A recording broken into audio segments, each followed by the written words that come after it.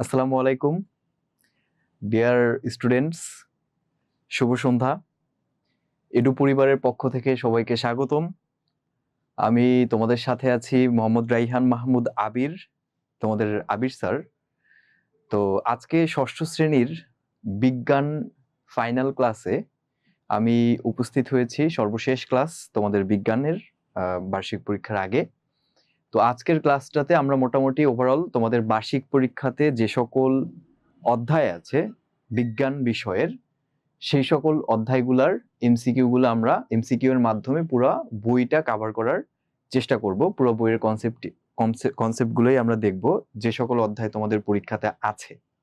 তো সবাই আমাকে ঠিকঠাক শুনতে পাচ্ছ কিনা এবং আমাকে দেখা যাচ্ছে কিনা, আমার ভয়েস ক্লিয়ার কিনা একটু কমেন্ট করে জানাও। আমি তারপরে ক্লাসটি শুরু করে দিচ্ছি। অনেকেই জুমে জয়েন করছো দেখতেছি। সবাই চাইলে ফেসবুকেও জয়েন করতে পারো, তোমাদের ফেসবুক লাইভ হচ্ছে। সো ফেসবুকে, ইউটিউবে জয়েন হতে পারো তোমরা, বিশেষ করে ফেসবুকে। জিজ্ঞেস করেছো কে? সাইদ হাসান আওসাফ। আচ্ছা, তুমি জিজ্ঞেস করেছো 2026 সাল থেকে মান্থলি অ্যান্ড ইয়ারলি কত নিবেন। আচ্ছা, এই বিষয়ে তোমাদের এডু পরিবার থেকে জানানো হবে, এডু পরিবার পেজ থেকে জানানো হবে খুব তাড়াতাড়ি, রিসেন্টলি ইনশাল্লাহ জানানো হবে। তোমরা এডু পরিবারের পেজ থেকে বা কন্ট্যাক্ট যে নাম্বার আছে এডু পরিবারের যোগাযোগ করে তোমরা ওখান থেকে জেনে নিতে পারবে ইনশাল্লাহ। খুব তাড়াতাড়ি তোমাদের এই বিষয়টি জানানো হবে, কোর্স ফি কেমন হবে। আচ্ছা, এরপরে দেখছি আর কারা কারা আছো। জাফরিন, অপসি, আই এম ফাইন, ওয়ালাইকুম আসসালাম। সাউন্ড ঠিক আছে স্যার, থ্যাংক ইউ। মাশরাফি, সব ঠিক আছে, ওকে, ডান। থ্যাংক ইউ সবাইকে। 12 জন উপস্থিত আছো। কারা কারা আছো আমি একটু দেখি উপস্থিত। দেখি, আচ্ছা, এখানে আমি দেখতে পাচ্ছি ভিভো Y21T। তারপরে আর কি আছো? ফাতিহা নূর, দেন আমি দেখতে পাচ্ছি সাদাকাত, সায়েদ হাসান আউসফ, সৈয়দা তাহেরা বারি, সামিহা রহমান, মাশরাফি, আরিশা। ওকে, ঠিক আছে। তোমরা চাইলে ফেসবুকেও জয়েন করতে পারো, তোমাদের ফেসবুকেও লাইভ হচ্ছে। Humaira Akter Adiba, I am fine, hello. Firoza, all clear, thank you. Okay, তাহলে যেহেতু সব ঠিকঠাক আছে, বাকিরা জয়েন করো। যেহেতু তোমাদের ষষ্ঠ শ্রেণীতে অনেক স্টুডেন্টস, সো আমি এখনো ক্লাস উপস্থিতি তেমন দেখতে পাচ্ছি না খুব একটা। বাকিরা আস্তে আস্তে জয়েন করো। আমি এর মধ্যে ক্লাসটি শুরু করে দিচ্ছি। আচ্ছা, ইউটিউব থেকে কারা কারা জয়েন করেছো আমি একটু দেখি। আদনান, ওয়ালাইকুম আসসালাম, সব ঠিক আছে, okay Adnan, thank you. Future gamer, তুমি আদনানকে হ্যালো জানিয়েছো। আদনানকে হ্যালো না জানিয়ে তুমি আমাকে হ্যালো জানাও। ওকে, ক্লাসের মধ্যে কেউ পার্সোনালি কোনো কথাবার্তা বলবা না, যা কথা হবে টিচারের সাথে হবে। তোমাদের ষষ্ঠ শ্রেণীর বিজ্ঞান বিষয়ক ফাইনাল রিভিশন ক্লাস, যেটা আমরা বেশ কয়েকটা অধ্যায়ের এমসিকিউ আমরা দেখব। আমি প্রত্যেকটা এমসিকিউ এর স্লাইড ওপেন করব। তোমরা যারা যারা এমসিকিউ গুলোর উত্তর পারবে তারা দিয়ে দিবে, আর আমি পাশে বুঝিয়ে দিব প্রত্যেকটা এমসিকিউ ইনশাল্লাহ। আর কারো কোনো বিষয়ে সমস্যা হলে অবশ্যই আমাকে কমেন্ট করে জানাবে। তাহলে চলো আমরা শুরু করে দিচ্ছি। প্রথমে যে অধ্যায়টা দিয়ে শুরু করব, তোমাদের চতুর্থ অধ্যায় উদ্ভিদের বাহ্যিক বৈশিষ্ট্য, চ্যাপ্টার 4। চতুর্থ অধ্যায় উদ্ভিদের বাহ্যিক বৈশিষ্ট্য, অধ্যায় 4। তো উদ্ভিদের বাহ্যিক বৈশিষ্ট্য বলতে আসলে কি বোঝায়? একটা উদ্ভিদ সে দেখতে কেমন, তার একটা উদ্ভিদের মধ্যে কি কি আছে, তার কাণ্ড, শাখা, প্রশাখা, তারপরে পাতা, এই সকল বিভিন্ন অঙ্গের মাধ্যমে একটা উদ্ভিদ পরিপূর্ণরূপে তার একটা দেহ গঠন হয়। আচ্ছা, ফেসবুকে উদ্ভিদের বাহ্যিক বৈশিষ্ট্য থেকে প্রথমে আমরা যে প্রশ্নটি দেখব, দেখো প্রশ্নটি আশা করি দেখা যাচ্ছে তোমাদের স্ক্রিনে। হ্যাঁ, দেখা যাচ্ছে। দেখো, আমাদের 1 নম্বর যে প্রশ্নটি সেটা একবীজপত্রী উদ্ভিদ কোনটি? একবীজপত্রী উদ্ভিদ কোনটি? এখানে কি কি দেওয়া আছে? আম, কাঁঠাল, সরিষা এবং ঘাস। অপশনগুলো দেওয়া আছে এখানে। যারা যারা উত্তরগুলো পারবে তারা উত্তরগুলো দিয়ে দাও। আমি এখানে ব্যাখ্যাগুলো করে দিচ্ছি। দেখো, একবীজপত্রী উদ্ভিদ আর দ্বিবীজপত্রী উদ্ভিদ বলতে আসলে কি বোঝায়? একবীজপত্রী উদ্ভিদ আর দ্বিবীজপত্রী উদ্ভিদ বলতে কি বোঝায়? বীজপত্র, উদ্ভিদের বীজপত্র যদি একটা হয়, উদ্ভিদের বীজপত্র যদি একটি হয়, একটি মাত্র বীজপত্র যদি কোনো উদ্ভিদে থাকে, তাহলে সেই উদ্ভিদকে একবীজপত্রী উদ্ভিদ বলে। কি বলে? একবীজপত্রী উদ্ভিদ বলে।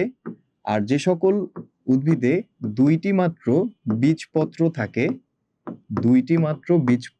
থাকে, তাদেরকে দ্বিবীজপত্রী উদ্ভিদ বলে। ঠিক আছে? একটা মাত্র বীজপত্র থাকলে একবীজপত্রী, আর দুইটা বীজপত্র থাকলে দ্বিবীজপত্রী উদ্ভিদ বলে। আচ্ছা, তো তোমরা এখানে দেখতে পাচ্ছ একবীজপত্রী উদ্ভিদ আর দ্বিবীজপত্রী উদ্ভিদ গুলা কি, সেটা এখানে তোমাদের বইয়ে খুব সুন্দরভাবে দেওয়া আছে। দেখো,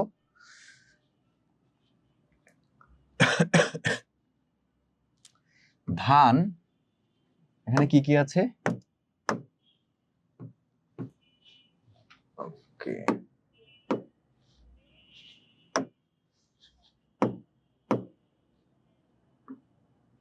আচ্ছা দেখো এখানে কি কি আছে? ধান, গম, ঘাস, এগুলো হচ্ছে একবীজপত্রী উদ্ভিদ। আর দ্বিবীজপত্রী উদ্ভিদ কোনগুলা? আম, কাঁঠাল, সরিষা, মরিচ, এগুলো হচ্ছে দ্বিবীজপত্রী উদ্ভিদ। তাহলে একবীজপত্রী উদ্ভিদ কোনগুলা দেখো তো? ধান, গম এবং ঘাস। ধান, গম এবং ঘাস হচ্ছে একবীজপত্রী উদ্ভিদ। আর দ্বিবীজপত্রী উদ্ভিদ কোনটা? দ্বিবীজপত্রী উদ্ভিদ হচ্ছে কাঁঠাল, সরিষা এবং মরিচ, এগুলো হচ্ছে দ্বিবীজপত্রী উদ্ভিদ। তাহলে এখানে উত্তর কোনটি হবে বলতো? একবীজপত্রী উদ্ভিদ কোনটি হবে? এখানে আম, কাঁঠাল, সরিষা, ঘাস আছে। আম, কাঁঠাল, সরিষা, ঘাসের মধ্যে একবীজপত্রী উদ্ভিদ হবে ঘাস। একবীজপত্রী উদ্ভিদ কি হবে? এই যে ঘাস দেওয়া আছে যেহেতু, তার মানে একবীজপত্রী উদ্ভিদ হবে এখানে ঘাস। আমি দেখি তো কারা কারা অ্যান্সার গুলো দিয়েছো। ওয়ালাইকুম আসসালাম অহনা, আজির উদ্দিন, হ্যাঁ এটা হচ্ছে ক্লাস 6 এর বিজ্ঞান। এমডি আসপান, হ্যালো এভরিওয়ান, ফেসবুক থেকে যারা কমেন্ট করছো। আচ্ছা, জুম ওপেন আছে, তোমরা চাইলে জুমেও আসতে পারো, সমস্যা নেই। ফেসবুক, ইউটিউব, জুম সব জায়গাতেই তোমরা চাইলে কমেন্ট করতে পারো, সমস্যা নেই। আচ্ছা আমি দেখি, ফিরোজা একের এক অ্যান্সার দিয়েছো। সামিহা, আশা করি এখন দেখা যাচ্ছে। আমরা প্রথম প্রশ্নটির উত্তর দেখলাম। এরপরে দেখো 2 নম্বর প্রশ্নটি, নিচের কোনটি দ্বিবীজপত্রী উদ্ভিদ? নিচের কোনটি দ্বিবীজপত্রী উদ্ভিদ? অপশন কি কি আছে দেখো তো? ধান, গম, মরিচ এবং ঘাস। ধান, গম, মরিচ এবং ঘাস কি কি দ্বিবীজপত্রী উদ্ভিদ এখানে বলো তো? আমরা একটু আগেই দেখেছি যে এই যে দেখো, কাঁঠাল, সরিষা, মরিচ। কাঁঠাল, সরিষা, মরিচ, এগুলোর মধ্যে কোনটি অপশনে আছে বলো তো? এগুলোর মধ্যে কোনটি অপশনে আছে? এগুলোর মধ্যে অপশনে আছে হচ্ছে মরিচ। অপশনে কোনটি আছে? মরিচ। এই যে মরিচ, তাহলে অ্যান্সার কি হবে? মরিচ। মরিচ হচ্ছে দ্বিবীজপত্রী উদ্ভিদ, অর্থাৎ এই মরিচের যে বীজপত্র আছে, বীজপত্র হচ্ছে দুইটি, এই জন্য মরিচ হচ্ছে একটি দ্বিবীজপত্রী উদ্ভিদ। ক্লিয়ার? ওকে, আব্দুল্লাহ উত্তর দিয়েছো গ। ফিরোজা উত্তর দিয়েছো। তারপরে জাফরিন, আবেদিন, অপসি উত্তর দিয়েছো। সাউন্ড ঠিক আছে, thank you. Okay, done. Facebook থেকে যারা ক্লাস করছো তারাও উত্তরগুলো দিয়ে দাও। আচ্ছা, ইউটিউব থেকে দেখি কারা আছো। নাহি, ওয়ালাইকুম আসসালাম। এমডি হিমেল, ওয়ালাইকুম আসসালাম। ওকে, তোমরা প্রশ্নগুলোর উত্তরগুলো দিয়ে দাও। ওকে, সাহারা বেগম লিখেছো মরিচ, থ্যাংক ইউ ফেসবুক থেকে। ওকে, এরপরে দেখো আমরা পরের প্রশ্নে চলে যাই। দেখো, উদ্ভিদের যে অংশগুলো মাটির উপরে থাকে তাদের একত্রে কি বলে? উদ্ভিদের দুইটা অংশ থাকে। উদ্ভিদের দুইটা অংশ থাকে, ঠিক আছে? একটা উদ্ভিদের দুইটা অংশ। ধরো এটা একটা উদ্ভিদ, এই উদ্ভিদের এটা হচ্ছে মাটি। আচ্ছা দেখা যাচ্ছে কিনা? হ্যাঁ দেখা যাচ্ছে। একটা উদ্ভিদের এটা হচ্ছে মাটি, তো মাটির নিচের অংশ হচ্ছে এতটুকু, এটা কি মাটির নিচের অংশ, মাটির নিচে, আর এতটুকু হচ্ছে মাটির উপরের অংশ, মাটির উপরে। তো মনে রাখবা একটা উদ্ভিদের মাটির উপরে যতগুলো অংশ আছে, একটা উদ্ভিদের মাটির উপরে যতগুলা অংশ আছে সবগুলো অংশকে একসাথে বলা হয় বিটপ। উদ্ভিদের মাটির উপরের যতগুলো অংশ আছে, কি কি আছে বলতো? এই যে উদ্ভিদের এটা কি কাণ্ড, উদ্ভিদের এটা হচ্ছে কাণ্ড, এটা কি পাতা, কাণ্ড পাতা। তারপরে হচ্ছে এটা ধরো ফল, এটা কি ফল, আর এটা হচ্ছে ফুল। তো ফল, ফুল, কাণ্ড, পাতা, এইগুলা যা যা মাটির উপরে থাকে সবগুলো হচ্ছে বিটপ, সবগুলাকে কি বলে? বিটপ বলে। আর মাটির নিচে যেটা থাকে সেটাকে বলা হয় মূল। কি বলে? উদ্ভিদের মূল বা রুট। মূল বা রুট হচ্ছে মাটির নিচে, আর মাটির উপরে যা যা থাকে সবগুলোকে একত্রে বলা হয় বিটপ। তাহলে দেখো মাটির উপরের অংশগুলোকে একসাথে আমরা কি বলবো? বিটপ বলবো। কি বলবো? বিটপ। কি বলবো বলো তো? বিটপ বলবো। আর ফুলকে স্পেশালি আমরা বলবো হচ্ছে, ফুলকে আমরা স্পেশালি বলবো হচ্ছে যে উদ্ভিদের প্রজননের জন্য, উদ্ভিদের প্রজননের জন্য বিশেষভাবে রূপান্তরিত বিটপ হচ্ছে ফুল। ফুল কাকে বলে? উদ্ভিদের প্রজননের জন্য বিশেষভাবে রূপান্তরিত যে বিটপ, সেই বিটপকে আমরা কি বলি? ফুল বলি। বুঝতে পেরেছো? তাহলে আমরা এটা দেখলাম। এর পরেরটা আমরা দেখি, বিটপে নিচের কোনটি থাকে না? দেখো বিটপ মানে কি? উদ্ভিদের মাটির উপরের অংশ। মাটির উপর অংশে কি কি থাকে আমরা সেটা একটু দেখি। ফুল থাকে, তাহলে এটার এই প্রশ্নের উত্তর ফুল হবে না। তারপরে কাণ্ড থাকে, কাণ্ড উত্তর হবে না, কারণ কাণ্ড হচ্ছে মাটির উপরে থাকে, পাতাও মাটির উপরে থাকে। তাহলে ফুল হবে না, কাণ্ড হবে না, পাতা হবে না, হবে কি? মূল। এই মূলটা কোথায় থাকে বলতো? মাটির নিচে থাকে, মাটির নিচে। মাটির নিচে যে সকল অঙ্গ থাকে সেগুলোকে আমরা বিটপ বলি না। সেটাকে কি আমরা বিটপ বলি? না, বলি না। তাহলে বিটপে কোনটি থাকবে না? মূল থাকবে না, অর্থাৎ যেটা মাটির নিচে থাকবে সেটা থাকবে না। ওকে, অহনা খান, সারা বেগম তোমরা ফেসবুকে অ্যান্সার দিয়েছো বিটপ। নিতা একটা নূপুর অ্যান্সার দিয়েছো। তারপরে হচ্ছে অহনা খান হ্যালো লিখেছিল। ওকে, আচ্ছা, তারপরে আমি দেখি এখানে কারা কারা কমেন্ট করেছো। আব্দুল্লাহ খ, ওকে, ফাতিহা নূর বিটপ, ওকে ঠিক আছে। সৈয়দা তাহেরা বাড়ি, ওকে, উত্তর দিয়েছো। আব্দুল্লাহ উত্তর দিয়েছো। ধন্যবাদ সবাইকে যারা যারা উত্তর দিয়েছো। আচ্ছা, এরপরে আমরা চলে যাচ্ছি। এরপরে দেখো, পাতায় প্রস্তুত খাদ্য কোনটির মাধ্যমে দেহের সর্বত্র ছড়িয়ে পড়ে? পাতায় প্রস্তুত খাদ্য দেহের মানে কোনটির মাধ্যমে দেহের সর্বত্র ছড়িয়ে পড়ে? দেখো দেখো তাহলে কি বলছে যে পাতায়, একটা উদ্ভিদের কথা আমরা চিন্তা করি। ধরো এটা একটা উদ্ভিদ, এই উদ্ভিদের এটা কি পাতা, এটা কি পাতা। তো আমরা জানি সালোক সংশ্লেষণ প্রক্রিয়াতে সূর্যের আলোর উপস্থিতিতে পাতার মধ্যে সালোক সংশ্লেষণ প্রক্রিয়াতে উদ্ভিদ খাদ্য প্রস্তুত করে। সেই খাদ্যটা উদ্ভিদের পুরা শরীরে ছড়ায় যাওয়ার প্রয়োজন পড়ে।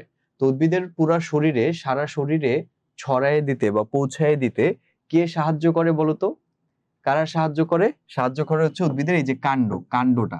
উদ্ভিদের কাণ্ডের মাধ্যমে হচ্ছে পাতায় তৈরি খাদ্য সর্বাঙ্গে পৌঁছে যায়। তাহলে উত্তর কি হবে?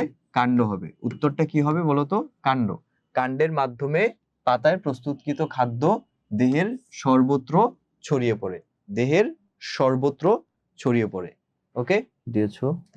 সৈয়দা তাহেরা বাড়ি, ফাতিহা নূর, ধন্যবাদ সবাইকে। জাফরিন, কচি অবস্থায়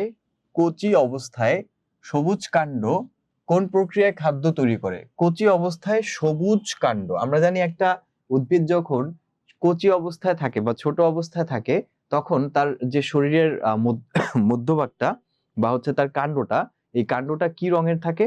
কচি অবস্থায় সবুজ রঙের থাকে। তাহলে সেই সবুজ কাণ্ড কোন প্রক্রিয়ায় খাদ্য প্রস্তুত করে বলতো? কোন প্রক্রিয়াতে? আমরা একটু আগেই শিখেছি যে উদ্ভিদ একটা মাত্র প্রক্রিয়াতেই খাদ্য তৈরি করে, আর সেটা হচ্ছে সালোক সংশ্লেষণ। সালোক সংশ্লেষণ, সালোক সংশ্লেষণ। এই সালোক সংশ্লেষণ প্রক্রিয়ার মাধ্যমে উদ্ভিদ কি করে বলতো? খাদ্য তৈরি করে। এটা কি একটা প্রক্রিয়া যার মাধ্যমে উদ্ভিদ খাদ্য তৈরি করে। কে খাদ্য তৈরি করে? উদ্ভিদ। মানুষরা কি এর মাধ্যমে খাদ্য তৈরি করতে পারে? বা কোনো প্রাণীরা কি এই প্রক্রিয়াতে খাদ্য তৈরি করতে পারে? নিজের খাদ্য নিজে তৈরি করতে পারে? পারে না। শুধুমাত্র উদ্ভিদেরা খাদ্য তৈরি করে এই প্রক্রিয়াতে। কোন প্রক্রিয়াতে বলতো? সালোক সংশ্লেষণ বা ফটোসিনথেসিস। তো সালোক মানে কি? সালোক মানে হচ্ছে আলো। সালোক মানে হচ্ছে কি? আলোর উপস্থিতি। কিসের আলো? সূর্যের আলো। কিসের আলো বলতো? সূর্যের আলোর উপস্থিতিতে আমরা সংশ্লেষণ করব। কি সংশ্লেষণ করব? শর্করা জাতীয় খাদ্য। কি ধরনের খাদ্য? শর্করা জাতীয় খাদ্য, যেটাকে আমরা গ্লুকোজ বলি। কি বলি? গ্লুকোজ। তাহলে এই যে শর্করা জাতীয় খাদ্য গ্লুকোজ, এটা আমরা যে আলোর উপস্থিতিতে উদ্ভিদ তৈরি করে, এটা কি, এই প্রক্রিয়াকে কি বলে? সালোক সংশ্লেষণ। এই প্রক্রিয়ার মাধ্যমে হচ্ছে উদ্ভিদ খাদ্য তৈরি করে। তো নরমালি এই প্রক্রিয়াটি পাতায় বেশিরভাগ হয়ে থাকে, পাতা এবং উদ্ভিদের অন্যান্য সবুজ যে সকল অঙ্গ আছে। তাহলে একটা উদ্ভিদ যখন ছোট অবস্থায় থাকে তখন তার কাণ্ডটা হচ্ছে কচি অবস্থায় সবুজ রঙের থাকে। তো যেহেতু এটা সবুজ অংশ, তার মানে এটার ভিতরে ক্লোরোফিল আছে। ক্লোরোফিল হচ্ছে একটা রঞ্জক পদার্থ। এই ক্লোরোফিল বা হচ্ছে সবুজ রঙের যে অংশটা, সেখানে হচ্ছে মূলত কি হয়? সেখানে হচ্ছে ছাড়া এই প্রক্রিয়া আর কেউ সম্পন্ন করতে পারে না। আরিশা বলেছো, থ্যাংক ইউ আরিশা। জাফরিন উত্তর দিয়েছো, আব্দুল্লাহ উত্তর দিয়েছো, ফাতিহা নূর উত্তর দিয়েছো, সৈয়দা তাহেরা বাড়ি উত্তর দিয়েছো। ওকে, থ্যাংক ইউ সবাইকে। এরপরে আসো, পত্রমূল, বৃন্ত ও ফলযুক্ত পাতা হলো। পত্রমূল, বৃন্ত ও ফলকযুক্ত পাতা। তাহলে দেখো, একটা পাতার কি কি অংশ থাকে? অনেকগুলো অংশ থাকে। তো পাতার একদম যে মানে গোড়ার যে অংশটা, এই বৃন্ত, এই বিন্দুটাকে আমরা কি বলি? এটাকে আমরা বলি হচ্ছে পত্রমূল। এটাকে আমরা কি বলি? পত্রমূল। তারপরের অংশটাকে আমরা কি বলি? তার বিভিন্ন অংশ তোমাদের বইয়ে দেওয়া আছে।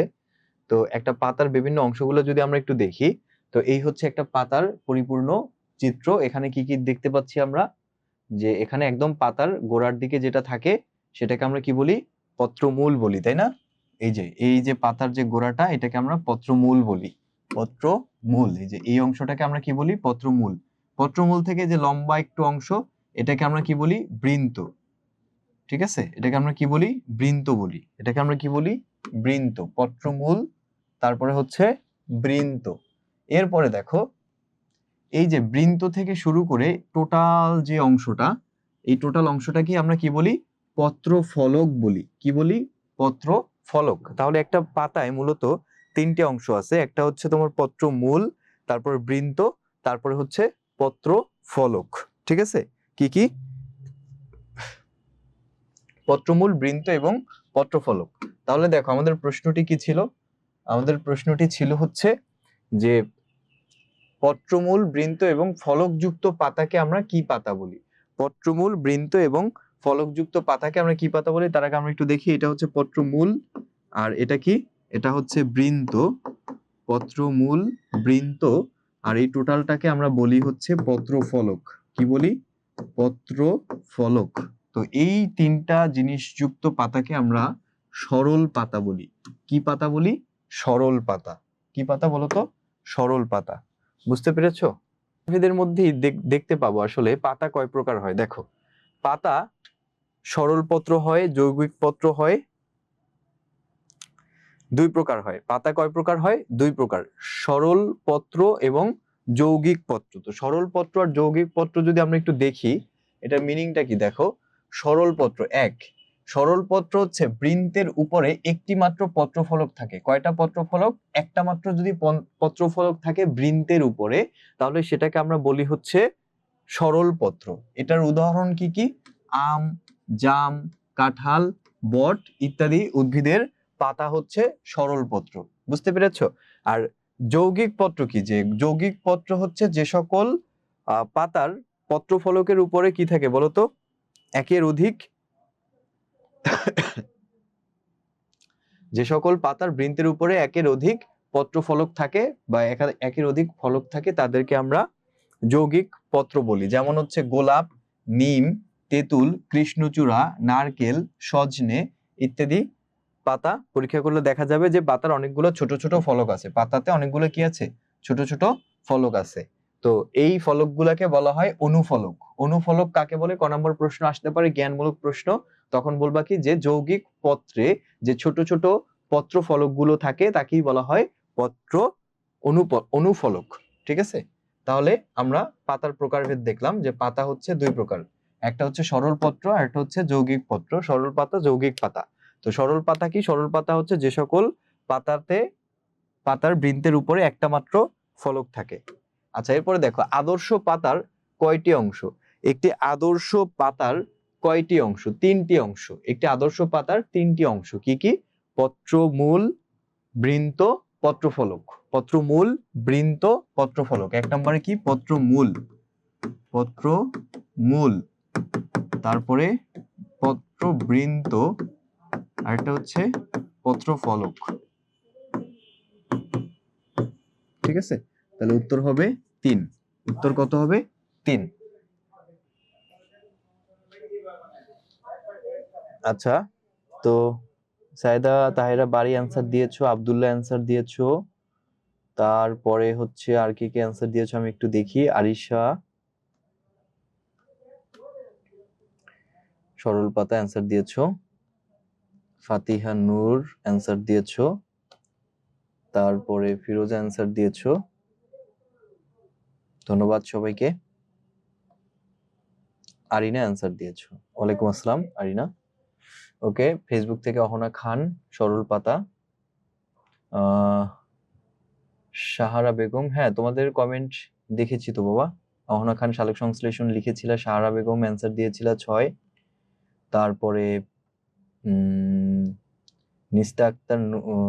নিশিতা আক্তার নূপুর কাণ্ড অ্যান্সার দিয়েছিলা। মার্জানা বেগম তুমি 7-এ পড়ো লিখেছিলা। ওকে, অহনা লিখেছো 3টি, নূপুর অ্যান্সার দিয়েছো 3, ধন্যবাদ। এরপরে আসো আমরা চলে যাচ্ছি, পাতার যে অংশ কাণ্ড বা শাখা প্রশাখার গায়ে যুক্ত থাকে তাকে কি বলে? পাতার যে অংশ কাণ্ড বা শাখা প্রশাখার গায়ে যুক্ত থাকে তাকে কি বলে? তাকে বলে হচ্ছে কি বলতো? একটা পাতার যে অংশটা, ধরো এটা হচ্ছে একটা গাছের কাণ্ড, কাণ্ডের এখান থেকে একটা পাতা বের হয়েছে, ঠিক আছে, এখান থেকে একটা পাতা বের হয়েছে, তাহলে যে অংশটা শাখা প্রশাখা বা হচ্ছে কাণ্ডের গায়ে লেগে থাকে, তাহলে এই যে কাণ্ডের গায়ে পাতার এই অংশটা লেগে আছে, তাই না? তাহলে এই অংশটার নাম কি? এই অংশটার নাম কি বলতো?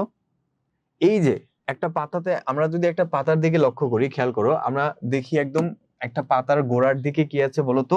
পত্রমূল। ওই পত্রমূলটার সাথে একটা উপপত্র থাকে। পত্রমূলের সাথে কি থাকে বলতো?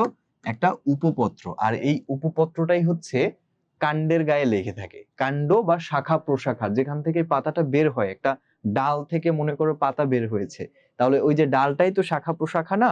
আবার ধরো একটা উদ্ভিদের কাণ্ড থেকেই পাতা বের হয়েছে, তাহলে ওই যে ডালপালা বলো বা কাণ্ড বলো যেটাই বলো, এইখানের সাথে যুক্ত থাকে মূলত একটা পাতার উপপত্র। কি যুক্ত থাকে বলতো? একটা পাতার উপপত্র যুক্ত থাকে। তাহলে আমাদের প্রশ্নের উত্তরটা কি হবে?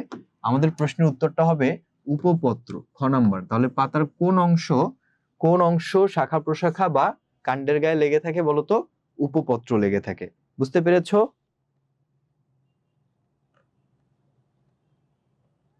আচ্ছা, তোমরা অনেকেই হচ্ছে জুমে ক্লাস করতে যাচ্ছ, জুমের লিংক দেওয়া আছে, তোমরা চাইলে জয়েন করতে পারো ওখানে। বাট হচ্ছে তোমাদের গ্রুপে জুমের লিংক দেওয়া আছে, হ্যাঁ, যারা হচ্ছে গ্রুপে যুক্ত আছো তারা হচ্ছে গ্রুপ থেকে লিংক গুলা পেতে পারো। ওকে, এরপরে আসো আমরা চলে যাচ্ছি পত্রফলকের ভিত্তিতে। আচ্ছা, পত্রফলক কয় প্রকার? মূলত হচ্ছে পত্রফলক কয় প্রকার। এবার আসো আমরা পত্রফলক যদি একটু দেখি, যে পাতার অংশের ভিতরে আমরা পত্রফলকটা একটু দেখি। দেখো পত্রফলক কি? যে পত্রবৃন্তের উপরে চ্যাপ্টা সবুজ অংশটিকে আমরা পত্রফলক বলি। এটা হচ্ছে পত্রফলকের সংজ্ঞা। পত্রফলক কাকে বলে এইটুকু যদি আসে ক নম্বর প্রশ্নে বা জ্ঞানমূলক প্রশ্নে, তখন এটা উত্তর দিব। পত্রবৃন্তের উপরে চ্যাপ্টা সবুজ অংশটিকে আমরা কি বলি? পত্রবৃন্তের উপরে চ্যাপ্টা সবুজ অংশটিকে আমরা পত্রফলক বলি। তো এই যে বৃন্ত শীর্ষ হতে মোটা শিরাটি ফলকের অন্য প্রান্ত পর্যন্ত বিস্তৃত থাকে, সেটা হচ্ছে মধ্যশিরা। তাহলে পত্রফলকের মধ্যে একটা অংশ হচ্ছে মধ্যশিরা। মধ্যশিরা থেকে শিরা উপশিরার উৎপন্ন হয়, মধ্যশিরা থেকে শিরা উপশিরার উৎপন্ন হয়। ঠিক আছে? আচ্ছা, তো এখন পত্রফলকের ভিত্তিতে আমাদের পত্রফলক আর কি কয় প্রকার, প্রশ্নটা ছিল কি পত্রফলক কয় প্রকার? তো 3 প্রকার। পত্রফলক কয় প্রকার মনে রাখবা? 3 প্রকার। পত্রফলক কয় প্রকার? 3 প্রকার। এরপরে দেখো পৃথিবীর সালোক সংশ্লেষণ অধ্যায়ে চলে যাই আমরা, পঞ্চম অধ্যায়। তো সালোক সংশ্লেষণ অধ্যায়ের প্রথম যে প্রশ্নটা সেটা হচ্ছে পৃথিবীর সমস্ত শক্তির উৎস কি বলতো? পৃথিবীর সমস্ত শক্তির উৎস কি বলতো? পৃথিবীর সমস্ত শক্তির উৎস বাড়ি, থ্যাংক ইউ। হ্যাঁ, সূর্য হচ্ছে পৃথিবীর সকল শক্তির উৎস। সূর্য পৃথিবীর সকল শক্তির উৎস কি বলতো? সূর্য। তারপরে দেখো সবুজ উদ্ভিদ সালোক সংশ্লেষণের সময় কোন শক্তিকে আবদ্ধ করে? কোন শক্তিকে আবদ্ধ করে সবুজ উদ্ভিদ সালোক সংশ্লেষণের সময়? তো মনে রাখবা সূর্য থেকে কোন শক্তি আসে? সূর্য থেকে সৌর শক্তি আসে। সূর্য থেকে যে শক্তিটা আসে সেটা কি? সৌরশক্তি। তো ধরো এটা একটা পাতা, এই পাতার উপরে যখন সূর্যের আলো আসে, এটা ধরো একটা সূর্য, সূর্যি মামা, তাহলে এই যে সূর্যি মামা থেকে যে আলোটা আসবে সেই আলোটাই হচ্ছে পাতায় একটা শক্তি হিসাবে আবদ্ধ হবে। সেই শক্তিটার নাম কি? সূর্য থেকে যেহেতু শক্তিটা আসে তার মানে সৌর শক্তি। কোন শক্তি? সৌর শক্তি। এই সৌর শক্তিটাই হচ্ছে পাতা তার ভিতরে আবদ্ধ করে। আবদ্ধ করে এই সৌর শক্তিটাকে পাতা কি করে জানো? এই সৌর শক্তিটাকে পাতা রাসায়নিক শক্তিতে রূপান্তরিত করে। কোন শক্তিতে?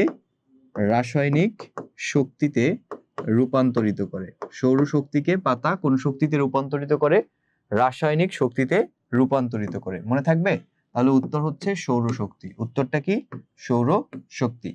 এর পরের প্রশ্নে চলে যাই। দেখো পাতার কোষগুলোতে কিসের সংখ্যা বেশি? পাতার কোষগুলোতে সংখ্যা বেশি। পাতার কোষগুলোতে কিসের সংখ্যা বেশি? ক্লোরোপ্লাস্টের সংখ্যা বেশি। একটা পাতার মধ্যে কি থাকে?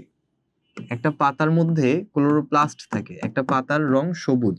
তো এই সবুজ পাতার মধ্যে তোমার সবুজ রঙের কি থাকে? ক্লোরোপ্লাস্ট থাকে। ঠিক আছে? সবুজ রঙের ক্লোরোপ্লাস্ট থাকে। ক্লোরোপ্লাস্ট থাকে। এই ক্লোরোপ্লাস্ট দেখতে কিরকম জানো? এর ভিতরে তোমার থকথকে জেলির মতো যে অংশটা, এটাকে বলা হয় ম্যাট্রিক্স। এই ম্যাট্রিক্সের মধ্যে থাকবে হচ্ছে তোমার এই যে এরকম গ্রানা থাকবে, এরকম চাকতির মতো কি থাকবে? গ্রানা থাকবে। একটা গ্রানার সাথে আরেকটা গ্রানা গ্রানাম ল্যামেলাম দিয়ে যুক্ত। একটা গ্রানার সাথে আরেকটা গ্রানাম ল্যামেলাম দিয়ে যুক্ত।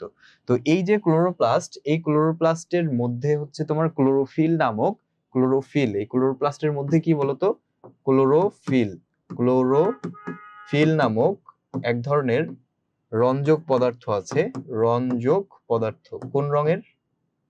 কোন রঙের রঞ্জক পদার্থ? ক্লোরোফিলটা হচ্ছে গ্রিন বা সবুজ রঙের। ক্লোরোফিলের রংটা কি?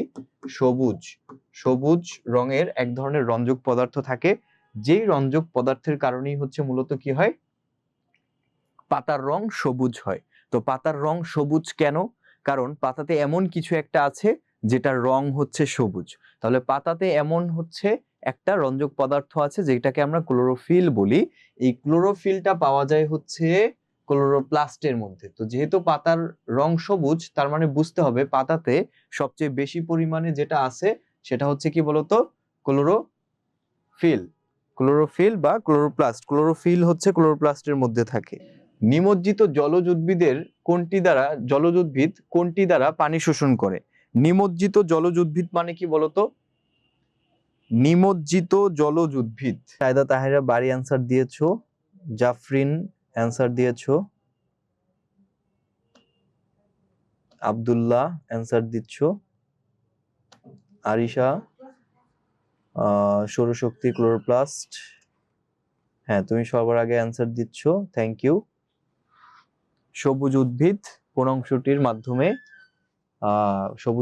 নিমজ্জিত উদ্ভিদ মানে কি পানির নিচে যে সকল উদ্ভিদ থাকে, পানির নিচে যে সকল উদ্ভিদ থাকে তারা দেহের কোন অংশটি দ্বারা পানি সংগ্রহ করে, তারা হচ্ছে দেহতল দ্বারা পানি সংগ্রহ করে। মনে থাকবে কি দ্বারা পানি সংগ্রহ করে বলতো? দেহতল দ্বারা পানি সংগ্রহ করে। নিমজ্জিত উদ্ভিদ মানে কি? জলজ উদ্ভিদ, ঠিক আছে, মানে যেগুলো হচ্ছে তোমার জলে ভিজানো থাকে, আপলোড দিছো, যেটা জলে ভিজানো থাকে মানে পানিতে বসবাস করে যে সকল উদ্ভিদ তাদেরকে আমরা জলজ উদ্ভিদ বলি। তো সেই জলজ উদ্ভিদগুলা বা নিমজ্জিত উদ্ভিদগুলাই হচ্ছে দেহতল দ্বারা পানি শোষণ করে। এরপরে দেখো, সালোক সংশ্লেষণ প্রক্রিয়ায় অপরিহার্য উপাদান কোনটি? অপরিহার্য সালোক সংশ্লেষণ প্রক্রিয়াটাতে কি লাগে বলতো? সালোক সংশ্লেষণ, ইংরেজিতে আমরা এটাকে বলি ফটোসিনথেসিস বা সালোক সংশ্লেষণ প্রক্রিয়া। এই প্রক্রিয়াতে কি হয়? একটা পাতাতে কি হয়? সূর্যের আলো থেকে সৌরশক্তি আসে, সেই সৌরশক্তিটা পাতাতে আবদ্ধ হয়ে সেটাকে রাসায়নিক শক্তিতে রূপান্তরিত করে। তাহলে দেখো, এখানে শক্তির খুব একটা দরকার নেই, বায়ুরও দরকার নেই, তাপেরও দরকার নেই, দরকার যেটা আছে সেটা হচ্ছে আলো। কারণ এই আলো ছাড়া সালোক সংশ্লেষণ প্রক্রিয়াটা হবে না। কারণ সালোক সংশ্লেষণ প্রক্রিয়ার কথার মধ্যেই দেখো শালক মানে কি? শালক মানে হচ্ছে আলোর উপস্থিতি।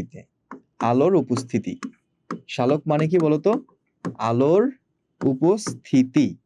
নামের মধ্যেই কিন্তু উত্তর লুকায় আছে। তাহলে শালক মানে হচ্ছে আলোর উপস্থিতি। আলো মানে কি? সূর্যালোক বা সূর্যের আলো। সূর্যালোক মানে কি? সূর্যের আলোর উপস্থিতিতেই এই প্রক্রিয়াটা ঘটতে পারে। অন্ধকারে তুমি যদি একটা উদ্ভিদকে রেখে দাও তাহলে সে মারা যাবে। কেন মারা যাবে? কারণ অন্ধকারে সে সূর্যের আলো পাবে না। সূর্যের আলো না পাওয়ার কারণে সে সালোক সংশ্লেষণ প্রক্রিয়াও ঘটাতে পারবে না। আর সালোক সংশ্লেষণ প্রক্রিয়া না ঘটালে তাহলে সে খাদ্য কিভাবে উৎপন্ন করবে? অর্থাৎ খাদ্য ছাড়া উদ্ভিদটি একসময় মারা যাবে। বুঝতে পেরেছো? আমরা দেখি সালোক সংশ্লেষণ প্রক্রিয়াটি কয়টি পৃথক পর্যায়ে সম্পন্ন হয়। তো মনে রাখবা, সালোক সংশ্লেষণ প্রক্রিয়াটি বা ফটোসিনথেসিস, ইংরেজিতে আমরা কি বলি? ফটোসিনথেসিস। এটা দুইটি উপায়ে সংগঠিত হয়। একটা হচ্ছে দুইটি পর্যায়ে, একটা হচ্ছে লাইট ডিপেন্ডেন্ট ফেজ মানে হচ্ছে কি বলতো? আলোক নির্ভর পর্যায়। বাংলাতে আমরা যদি বলি আলোক নির্ভর, মানে আলোর উপরে নির্ভর করে যে পর্যায়টা, সেটাকে আমরা বলি আলোক নির্ভর পর্যায়। আর এটা হচ্ছে লাইট ইন্ডিপেন্ডেন্ট ফেজ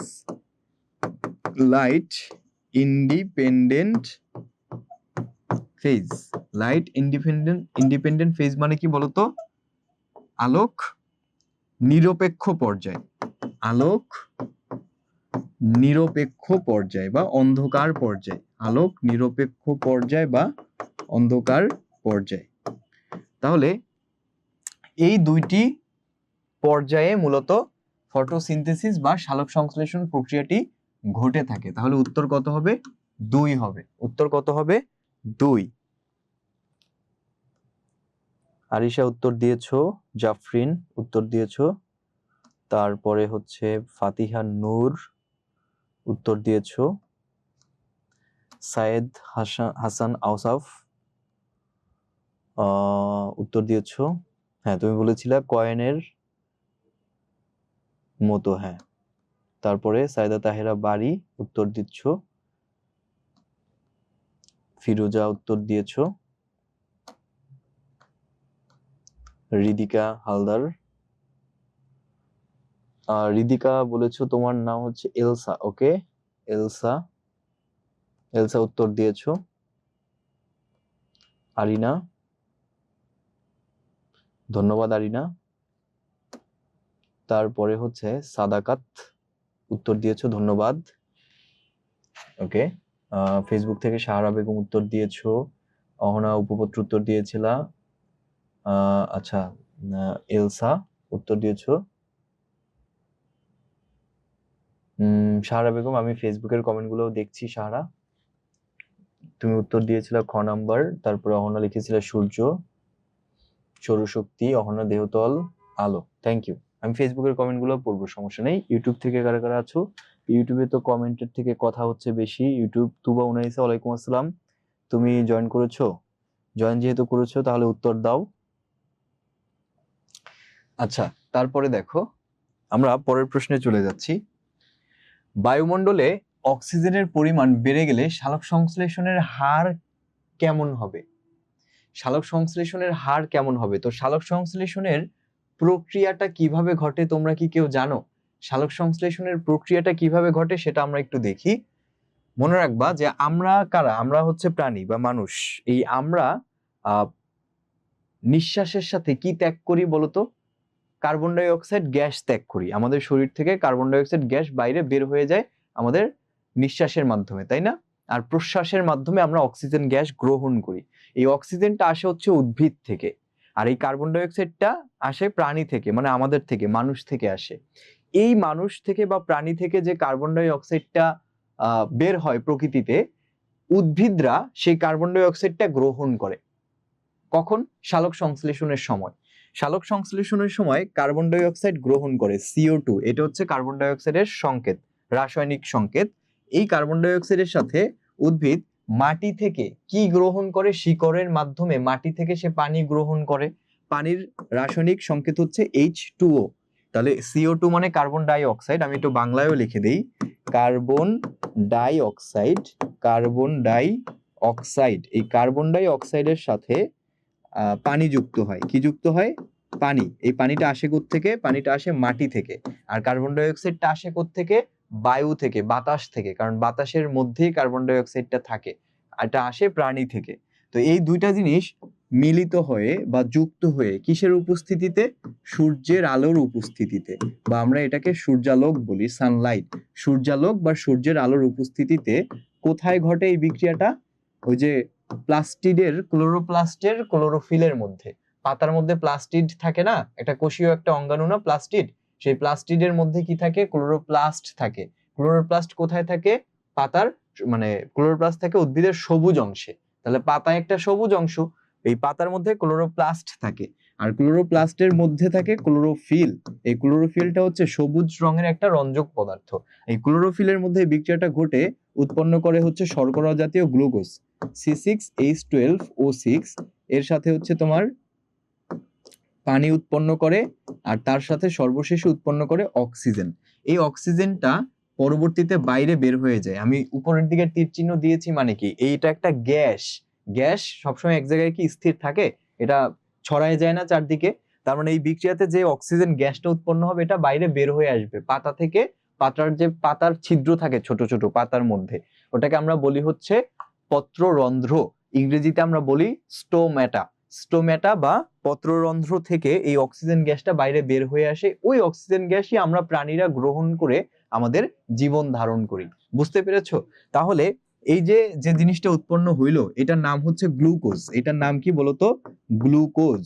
এই গ্লুকোজ হচ্ছে এক ধরনের শর্করা জাতীয় খাদ্য। কেমন খাদ্য? শর্করা জাতীয় খাদ্য। এর সাথে পানি উৎপন্ন হয়।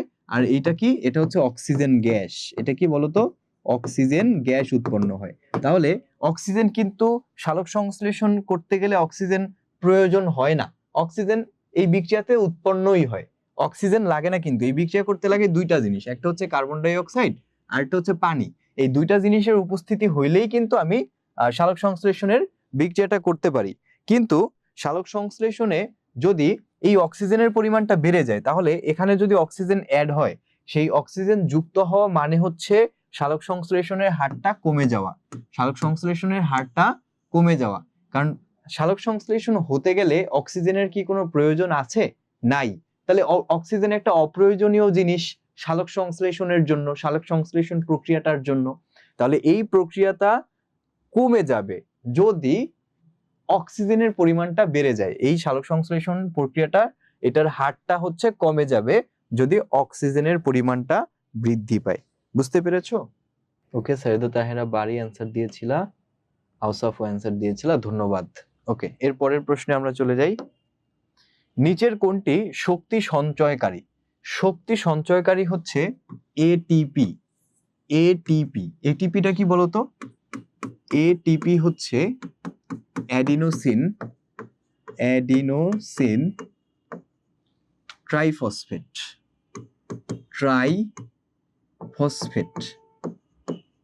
Adenosine triphosphate. তো অ্যাডিনোসিন ট্রাইফসফেট বা এটিপি এটাকে বলা হয় শক্তি মুদ্রা। এটাকে কি বলা হয়? শক্তি মুদ্রা। ঠিক আছে, শক্তি মুদ্রা বা ইংরেজিতে বলা হয় বায়োলজিক্যাল কয়েন। এটাকে কি বলা হয়? বায়োলজিক্যাল কয়েন বা শক্তি মুদ্রা। শক্তি মুদ্রা কেন বলা হয়? কারণ অ্যাডিনোসিন ট্রাইফসফেটটা মূলত আসে হচ্ছে এডিপি থেকে। কি থেকে আসে বলতো? এডিপি। এই এডিপি মানে হচ্ছে অ্যাডিনোসিন ডাইফসফেট। অ্যাডিনোসিন ডাইফসফেটের সাথে যখন একটা ফসফেট যুক্ত হয়, এটাকে আমরা বলি ইনঅর্গানিক ফসফেট বা অজৈব ফসফেট। এটার নাম কি? অজৈব phosphate. PI, P for phosphate, I for inorganic phosphate বা পিআই, এটাকে আমরা কি বলি? অজৈব ফসফেট। এই অজৈব ফসফেট যখন যুক্ত হয় একটা এডিপি এর সাথে, তখন এডিপি মানে কি? ডাইফসফেট। এই ডাই মানে হচ্ছে কত? 2। এই 2 এর সাথে আমি যদি আরো একটা ফসফেট যুক্ত করি, তাহলে সেটা হয়ে যায় ট্রাই মানে কত? 3। ট্রাই মানে কত? 3। তাহলে এডিপি এর সাথে আমি একটা ফসফেট যুক্ত করলে এটিপি হয়, অর্থাৎ অ্যাডিনোসিন ডাইফসফেট থেকে অ্যাডিনোসিন ট্রাইফসফেট হয়। তো এই এডিপি থেকে এটিপি তৈরি হইতে গেলে, এখান থেকে এখানে আসতে গেলে, এডিপি থেকে এটিপি হইতে গেলে এখানে বাইরে থেকে কি দিতে হয়? প্রচুর শক্তি দিতে হয়। কি দিতে হয় বলতো? শক্তি দিতে হয়। বাইরে থেকে কি করতে হয়? শক্তি দিতে হয়। তাহলে যেহেতু এডিপি থেকে এটিপিতে রূপান্তর করতে গেলে আমার বাইরে থেকে শক্তি দিতে হবে, তার মানে এটিপি এর মধ্যে শক্তি জমা থাকে। কারণ এটিপিটা সৃষ্টি হইতে গেলেই তো শক্তির প্রয়োজন। তাহলে সেই শক্তিটা কই যায়? সেই শক্তিটা হচ্ছে এটিপি এর মধ্যেই থাকে। এই জন্যই বলা হয়েছে যে কোনটি শক্তি সঞ্চয়কারী। শক্তি সঞ্চয় করে মানে কি? শক্তিটা ধরে রাখে। কে ধরে রাখে? এটিপি। কেন ধরে রাখে? কারণ এডিপি থেকে এটিপি সৃষ্টি হওয়ার সময়েই শক্তি দিতে হয়। বুঝতে পেরেছো? হ্যাঁ, সায়েদ হাসান আউসাফ লিখেছো এডিপিতে 2টা ফসফেট, এটিপিতে 3টা ফসফেট। রাইট আউসাফ। ডাই মানে 2, ট্রাই মানে হচ্ছে 3।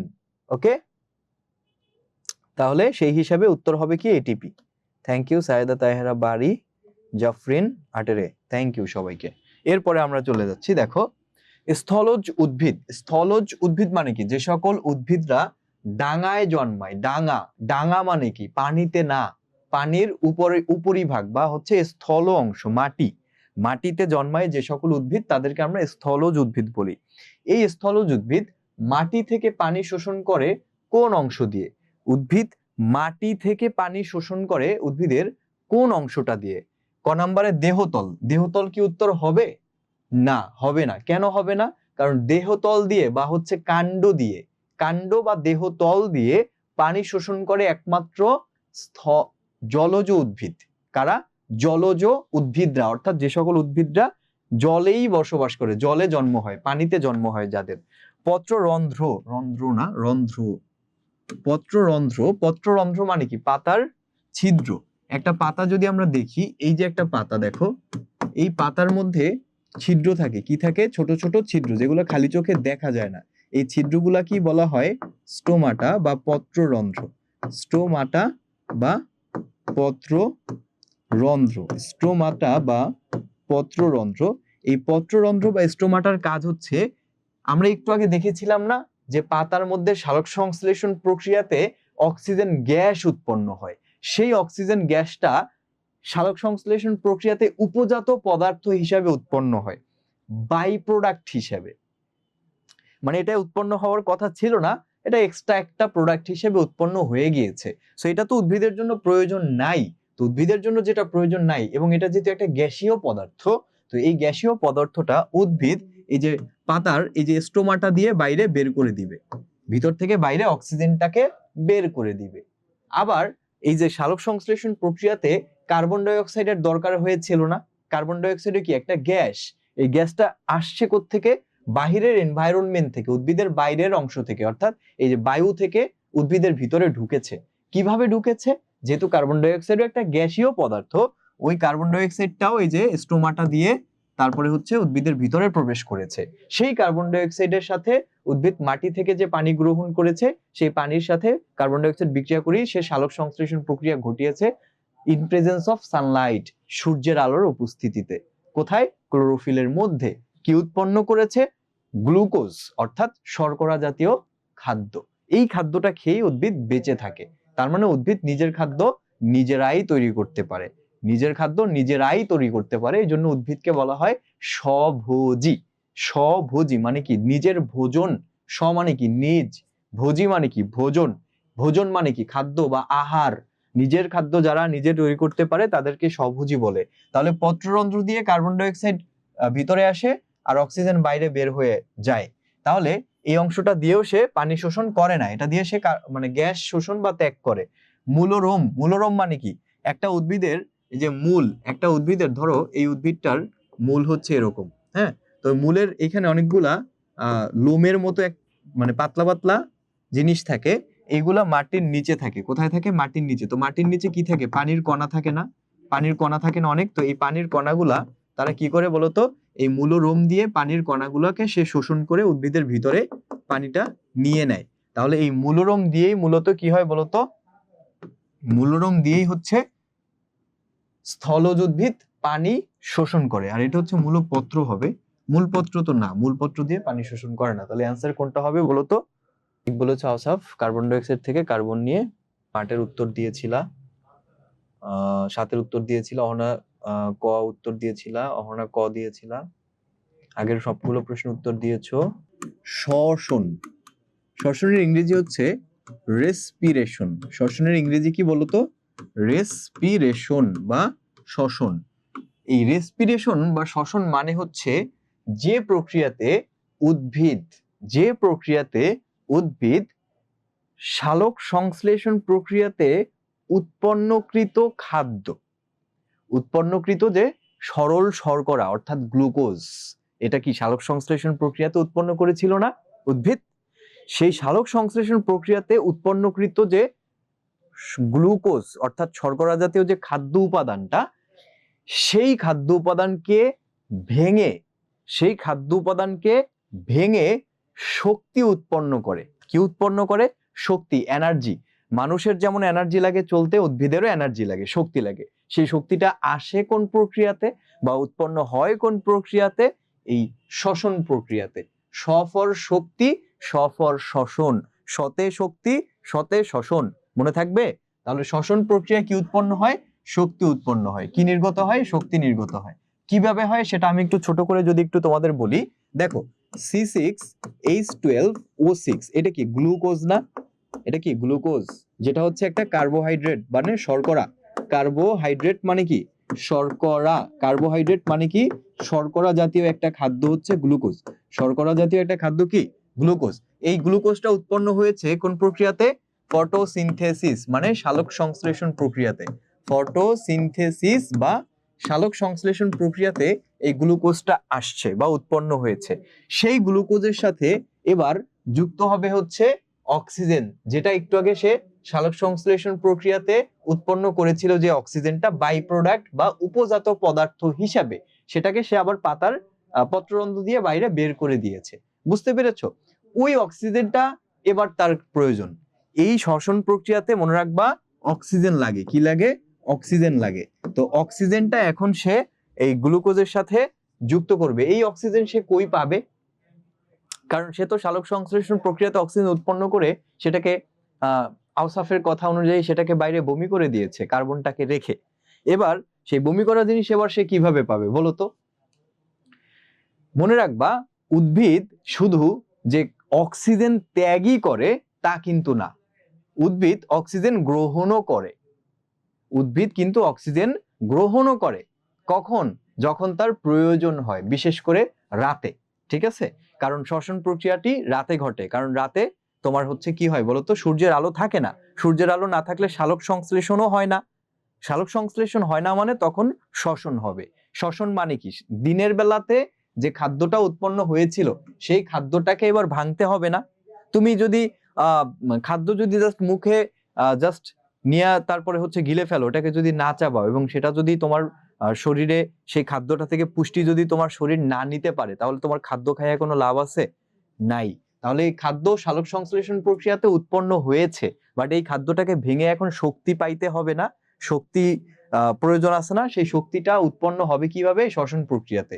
আর এই শ্বসন প্রক্রিয়ায় অক্সিজেনের প্রয়োজন হয়। এই অক্সিজেনটা উদ্ভিদ কি করে? সেই পাতার যে পত্ররন্ধ্র ছিল স্টোমাটা, সেই স্টোমাটা বা পত্ররন্ধ্র দিয়ে সে আবার এই অক্সিজেনটা গ্রহণ করবে। কোত্থেকে? বাইরে থেকে। বাইরে সে কোথায় পাবে? ওই যে দিনের বেলায় যে অক্সিজেনটা ত্যাগ করেছিল সালোক সংশ্লেষণে উৎপন্ন যে অক্সিজেনটা সে পাতার পত্ররন্ধ্রের মাধ্যমে বাইরে ত্যাগ করেছিল, ওটাই তো এখন এনভায়রনমেন্টের মধ্যে আছে, বায়ুতে এখনো তো ওই অক্সিজেনটা আছে, তাই না? সেই অক্সিজেনটাই এবার সে রাতে গ্রহণ করবে। কেন গ্রহণ করবে? এই যে গ্লুকোজটাকে ভাঙার জন্য। কিসের জন্য? গ্লুকোজকে ভেঙে শক্তি উৎপন্ন করার জন্য। তাহলে যখন এই অক্সিজেনটা গ্লুকোজের সাথে বিক্রিয়া করবে, বিক্রিয়া করে এখানে কার্বন ডাই অক্সাইড উৎপন্ন হবে। কি উৎপন্ন হবে? কার্বন ডাই অক্সাইড উৎপন্ন হবে, পানি উৎপন্ন হবে, আর হচ্ছে এটিপি বা শক্তি উৎপন্ন হবে। এটিপি বা আমরা এক কথায় শক্তি বলবো, ঠিক আছে? শক্তি উৎপন্ন হবে। এখানে কি উৎপন্ন হবে বলতো? এই শক্তি উৎপন্ন হবে। তাহলে দেখো তো কোন প্রক্রিয়াতে শক্তি উৎপন্ন হয়েছে? এই যে শ্বসন প্রক্রিয়াতে শক্তি উৎপন্ন হয়েছে। শ্বসন প্রক্রিয়াতে শক্তি নির্গত হওয়া বা উৎপন্ন হওয়া একই কথা। তো এই জিনিসটা এভাবে আশা করি তোমরা বুঝতে পেরেছো।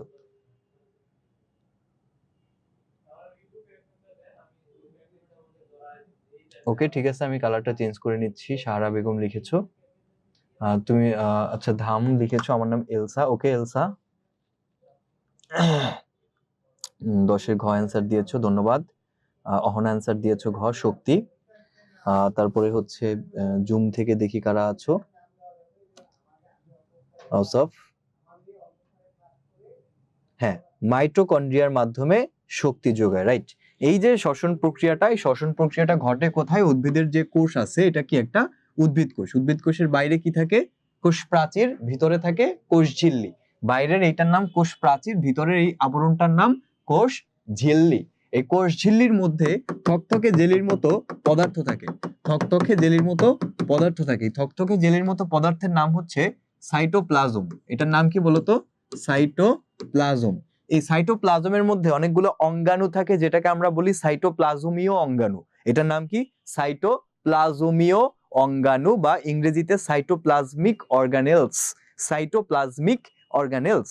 এই সাইটোপ্লাজমিক অর্গানেলস অনেক কিছুই হইতে পারে। যেমন এই কোষের মধ্যে সবচেয়ে বেশি অংশ দখল করে যেটা থাকে সেটা হচ্ছে কোষ গহ্বর।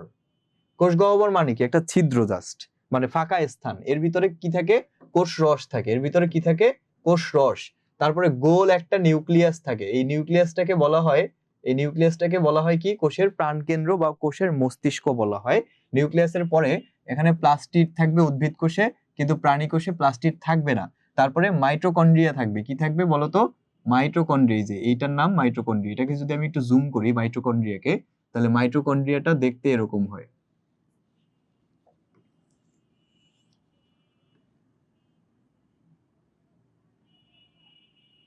এই যে একটা মাইটোকন্ড্রিয়া, এই মাইটোকন্ড্রিয়ার মধ্যেই হচ্ছে শ্বসন প্রক্রিয়াটা ঘটে থাকে। মাইটোকন্ড্রিয়ার মধ্যেই হচ্ছে কি ঘটে? এই শ্বসন প্রক্রিয়াটা। এই যে টোটাল যে শ্বসন প্রক্রিয়াটা আমি বললাম, সেটা মাইটোকন্ড্রিয়ার মধ্যে ঘটে থাকে, ঠিক আছে? মানে সবগুলা না, শ্বসন প্রক্রিয়ার 4টা ধাপ আছে, তার মধ্যে 3টা ধাপই মাইটোকন্ড্রিয়াতে ঘটে। মনে থাকবে?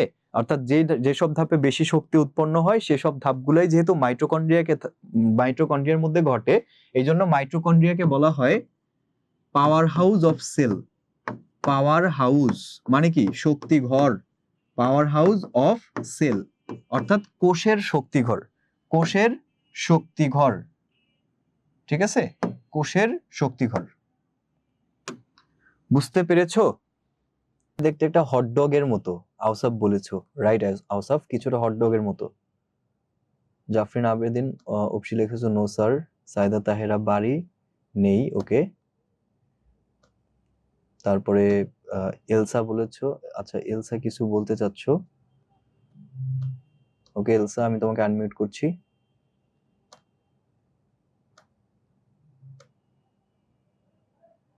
আচ্ছা বিরতি দেওয়ার কথা বলতেছো অনেকেই, আমার মনে হয় না বিরতি দেওয়ার প্রয়োজন আছে, কারণ ক্লাসটি একটু পরেই শেষ হয়ে যাবে। সো আমি আর বিরতি না দেই। লং টাইম ক্লাস নিলে তাহলে আমি বিরতি দিতাম। আচ্ছা, এলসাকে কিন্তু আমি আনমিউট করেছি, তুমি চাইলে কিছু বলতে পারো। আচ্ছা, ভিভো Y21T, তোমাকেও আনমিউট করছি, তুমি হ্যান্ড রেজ করেছো, তুমিও চাইলে কিছু বলতে পারো। শুনলে আমি তোমাদের সাউন্ড শুনতে পাচ্ছি না, খুবই দুঃখিত, আমি তোমাদের সাউন্ড শুনতে পাচ্ছি না, কথার সাউন্ড। আচ্ছা, একটু পরে আমাকে জাস্ট কিছুক্ষণ সময় দাও, একটু পরে আমি তোমাদের আবারও আনমিউট করব, তখন হচ্ছে একটু বইলো, আমি শুনতে পাচ্ছি না তোমাদের কথা।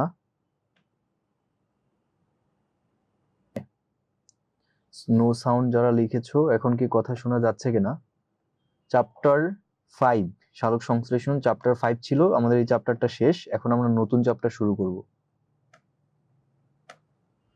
আর যারা হচ্ছে আনমিউট করে আমার সাথে কথা বলতে চেয়েছো, এলসা আর হচ্ছে ভিভো Y21T, আমি এদেরকে একটু পরে আবারও আনমিউট করছি, আমি সাউন্ড শুনতে পাচ্ছি না আপাতত।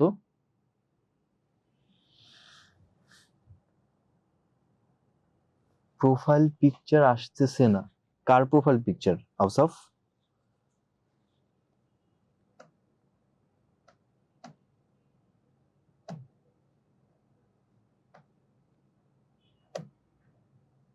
আচ্ছা, বিরতির প্রয়োজন আছে লিখতেছো, ওকে ঠিক আছে, তাহলে আমি আর একটা অধ্যায় পড়িয়ে তারপরে বিরতি দেব, কেমন? আর একটা অধ্যায় আমি পড়িয়ে তারপরে বিরতি দেব। ওকে, এলসা এর আচ্ছা প্রোফাইল পিকচার না আসুক, এটা তো খুব একটা ইস্যু না, তাই না? ওকে, আচ্ছা ঠিক আছে, আমি তাহলে কন্টিনিউ করছি। দেখো সবাই, এরপর আমরা সংবেদী অঙ্গ এই অধ্যায়টি শুরু করব। সংবেদী অঙ্গ এই অধ্যায়টি আমরা এখন শুরু করব।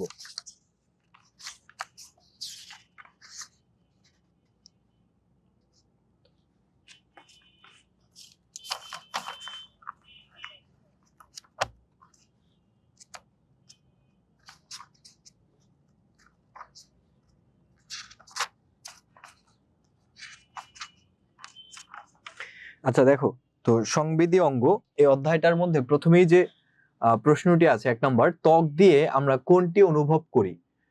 ত্বক, ত্বক মানে কি? স্কিন, তাই না? আমাদের যে স্কিন, এই যে ত্বক, এই স্কিন দিয়ে আমরা কোনটি ফিল করি, অনুভব করি, কোনটি বলো তো? স্বাদ কি অনুভব করা যায় ত্বক দিয়ে? যায় না। স্বাদ অনুভব করা যায় জিহ্বা দিয়ে, তাই না? আমাদের টাং দিয়ে, টাং, জিভ। তাপ অনুভব করা যায়? ঘ্রাণ তো অনুভব করা যায় না, কারণ ঘ্রাণ অনুভব করা যায় নাক দিয়ে। শ্রবণ, শ্রবণ মানে কি? শোনা, কানে শুনতে পাওয়া, এই শুনতে পাওয়াটা অনুভব করা যায় কান দিয়ে। তাহলে এই স্বাদও না, ঘ্রাণও না, শ্রবণও না, তাহলে অ্যান্সার কোনটা? সেটা হচ্ছে তাপ। সেটা কোনটা? তাপ, তাপ, তাপ। এটা কোনটা? এটা কোনটা? এটা কোনটা? তাপ, তাপ, তাপ। বুঝতে পেরেছো? তাপ অনুভব করা যায়, যে কোনো কিছু গরম নাকি ঠান্ডা সেটা আমরা ফিল করতে পারি হচ্ছে আমাদের ত্বক দিয়ে। এরপরে দেখো, মস্তিষ্ক কোথায় থাকে? মস্তিষ্ক মানে কি? ব্রেইন। আমাদের শরীরের সবচেয়ে মেইন যে অর্গানটা, প্রধান যে অঙ্গটা, সেই ব্রেইনটা কোথায় থাকে? ব্রেইন কি মেরুদণ্ডে থাকে? মেরুদণ্ডে কি কারো ব্রেইন থাকে? হ্যাঁ থাকে, কিছু মানুষের থাকে, যারা হচ্ছে পরীক্ষার আগে আগে পড়াশোনা করে, সারা বছর পড়াশোনা করে না, এবং পরীক্ষার আগে আগে এসে তারপরে বলে যে স্যার কোনটা পড়বো, কিছুই পড়া হয় নাই। তাদের ব্রেইনটা মেরুদণ্ডে একটু নিচে থাকে, এখানে থাকার কথা বাট থাকে এখানে। তারপরে আরো কিছু মানুষ আছে যাদের মাংসপেশিতেও থাকে। ওই সকল মানুষ কারা? যারা হচ্ছে ওই যে সারা বছর হচ্ছে পড়াশোনা না করে তারপরে হচ্ছে পরীক্ষার আগে বা ক্লাসের আগে বলবে যে আমার এই চ্যাপ্টার পড়া হয় নাই, ওই চ্যাপ্টার শেষ হয় নাই, অথচ কিন্তু সবই পড়ানো হয়েছে, বাট নিজে পড়েনি দেখে সে শেষ করতে পারেনি। ওই সকল মানুষের ব্রেন থাকে মাংসপেশিতে। আর বহিকর্ণে, কানে কি কারোর ব্রেন থাকে? হ্যাঁ কানেও থাকে। কানে কাদের ব্রেন থাকে? যারা হচ্ছে যখন যাদের বাবা মা মানে যাদেরকে পড়তে বসতে বলে যে পড়তে বসো, পড়তে বসো, পড়তে বসো, কিন্তু তারা কান দিয়ে শুনেও তারপরে শুনে না, ফোন চালাইতে থাকে তো চালাইতেই থাকে, গেমস খেলতে থাকে বা টিভি দেখতে থাকে, পড়াশোনা আর করে না। কানের কিন্তু শুনে ঠিকই তাকে পড়তে বসতে বলা হচ্ছে, বাট সে পড়েই না। ওই সকল মানুষের ব্রেনটা থাকে কানে। আর সুস্থ স্বাভাবিক মানুষ যারা, যারা পড়াশোনা করে রেগুলার এবং পরীক্ষার আগে যাদের খুব একটা প্রেশার ফিল করতে হয় না, যারা প্রতিদিনের কাজ প্রতিদিনই কমপ্লিট করে, প্রতিদিনের পড়া প্রতিদিনই পড়ে, তাদের ব্রেনটা থাকে হচ্ছে খুলির ভিতরে। কোথায়? খুলির ভিতরে। খুলি বা স্কাল, এই যে স্কাল, এটাকে কি বলে? স্কাল, মাথার খুলি। মাথার উপরের দিকে যে হাড়, শক্ত যে হাড়, চাপ দিলে বোঝা যায়, তাই না? চাপ দিলে শক্ত শক্ত যে একটা হাড়, ওই যে হাড়টা বা বোনসটা, ওটাকে আমরা স্কাল বলি, মাথার খুলি। তো ওই মাথার খুলির ভিতরেই আমাদের শরীরের সব থেকে প্রধান এবং সব থেকে সেন্সিটিভ যে অর্গানটা, সেটা হচ্ছে ব্রেন বা মস্তিষ্কটা থাকে। বুঝতে পেরেছো?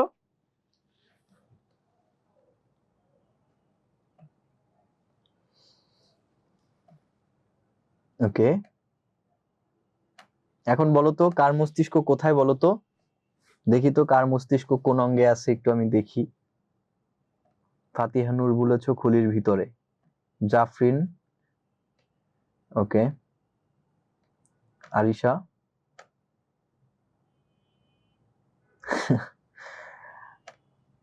আচ্ছা, হ্যাঁ আরিশা বলেছো তোমার ব্রেন নাকি খুলির ভিতরে। ওকে, আমরা পাইলাম খুলির ভিতরে আরিশার ব্রেন। আর আওসাফের ব্রেন হচ্ছে বহিকর্ণে। আওসাফ বলেছে যে তাকে পড়তে বলা হলেও, মানে বলা হলেও সে পড়তে হয়তো বসে না, যার কারণে তার ব্রেনটা একটু নিচে নেমে গিয়েছে, কানে চলে গিয়েছে। আব্দুল্লাহর ব্রেন নাকি খুলির ভিতরে। ওকে,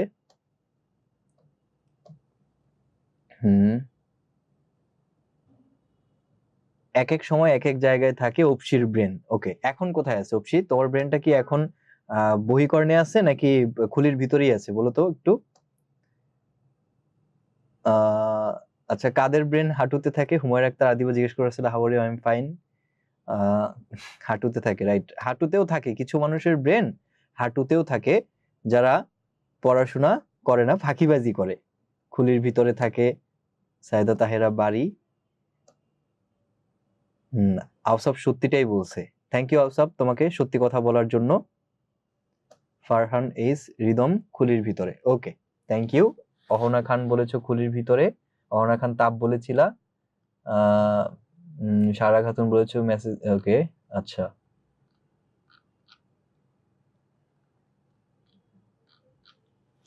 আচ্ছা, এরপরে আমরা আসি।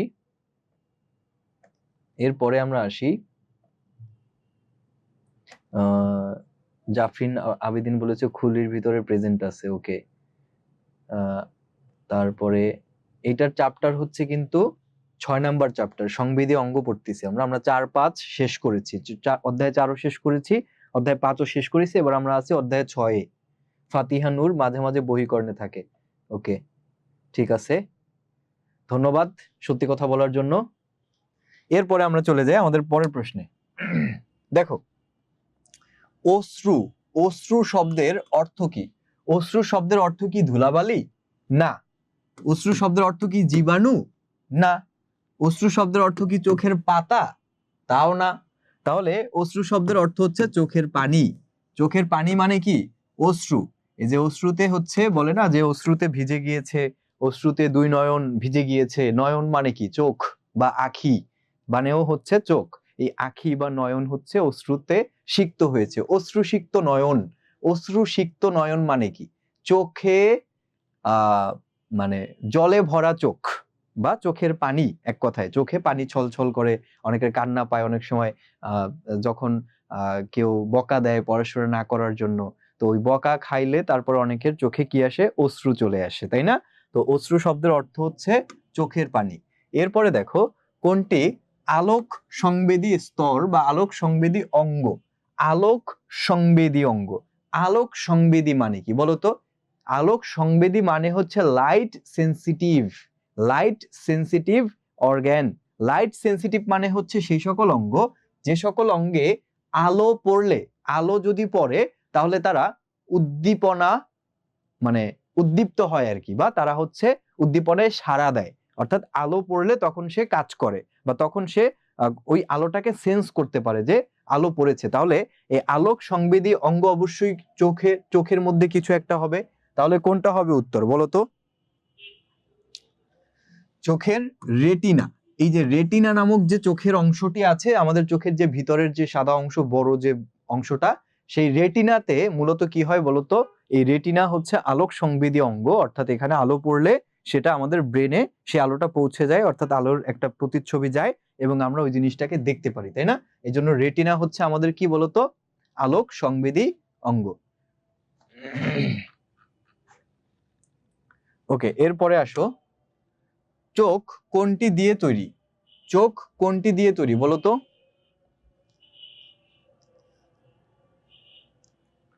চোখ হচ্ছে হাড় দিয়েও তৈরি না, মাংস দিয়েও তৈরি না, খুলি দিয়েও তৈরি না, চামড়া দিয়ে তৈরি। চোখ হচ্ছে কি দিয়ে তৈরি? এই যে চোখ কি দিয়ে তৈরি বলতো? চামড়া দিয়ে তৈরি। তারপরে দেখো, কোনটি মাংস ও কোমলাস্থি দিয়ে তৈরি?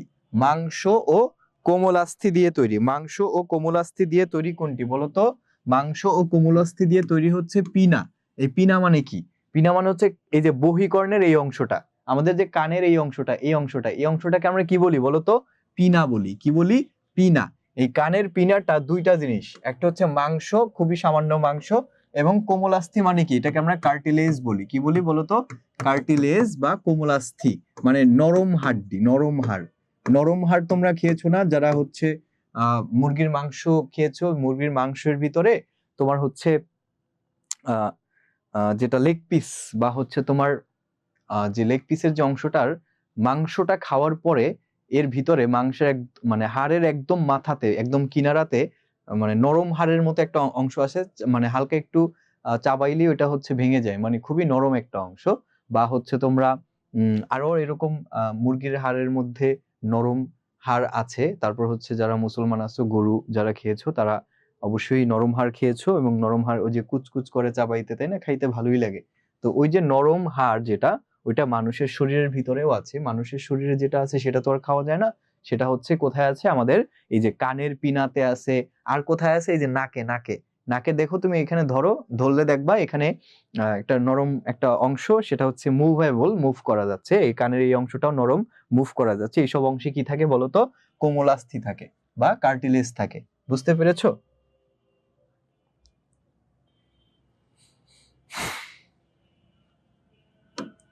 এরপরে দেখো, কোনটি মধ্যকর্ণের অংশ? মধ্যকর্ণের অংশ কোনটি? আচ্ছা, আমরা একটু বই থেকে দেখি কানের অংশগুলো একটু যদি দেখি।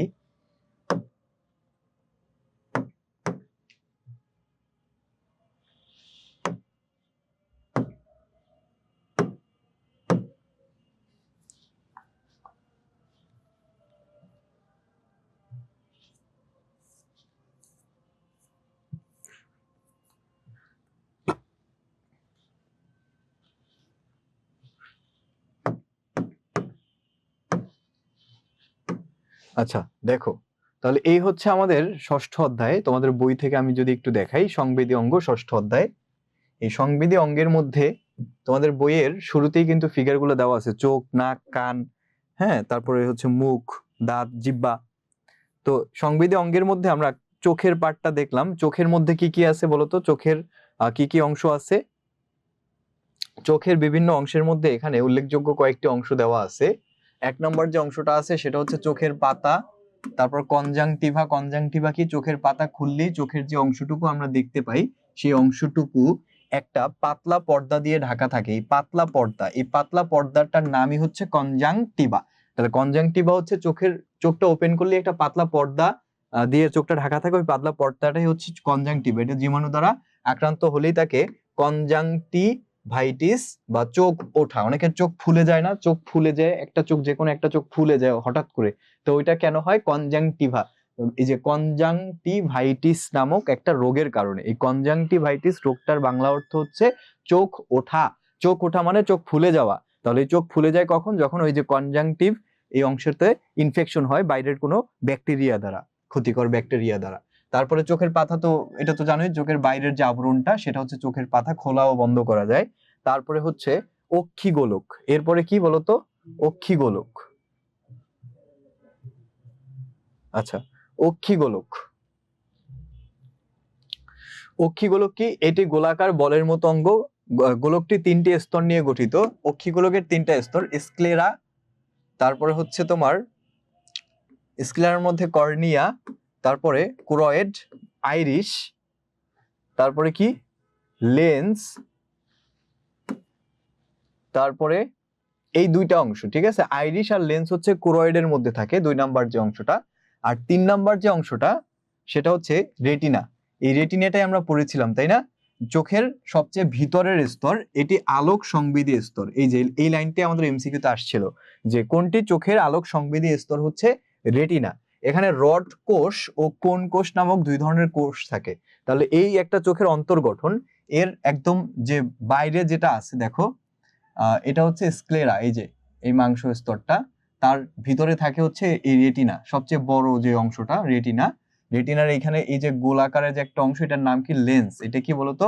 লেন্স। লেন্সের বাইরে এখানে থাকে আইরিশ, আইরিশ থাকে, আর তার ঠিক সামনেই থাকে পিউপিল। এই যে চোখের সামনেই ঠিক যে কালো অংশটা, এটা পিউপিল।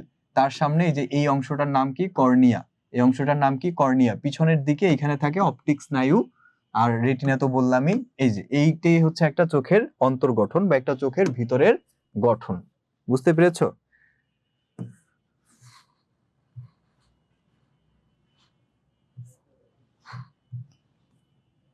আচ্ছা, এরপর আমরা কানে আসি। দেখো, কান বা কর্ণ, কানের 3টা অংশ। কানের কয়টা অংশ বলো তো? 3টা।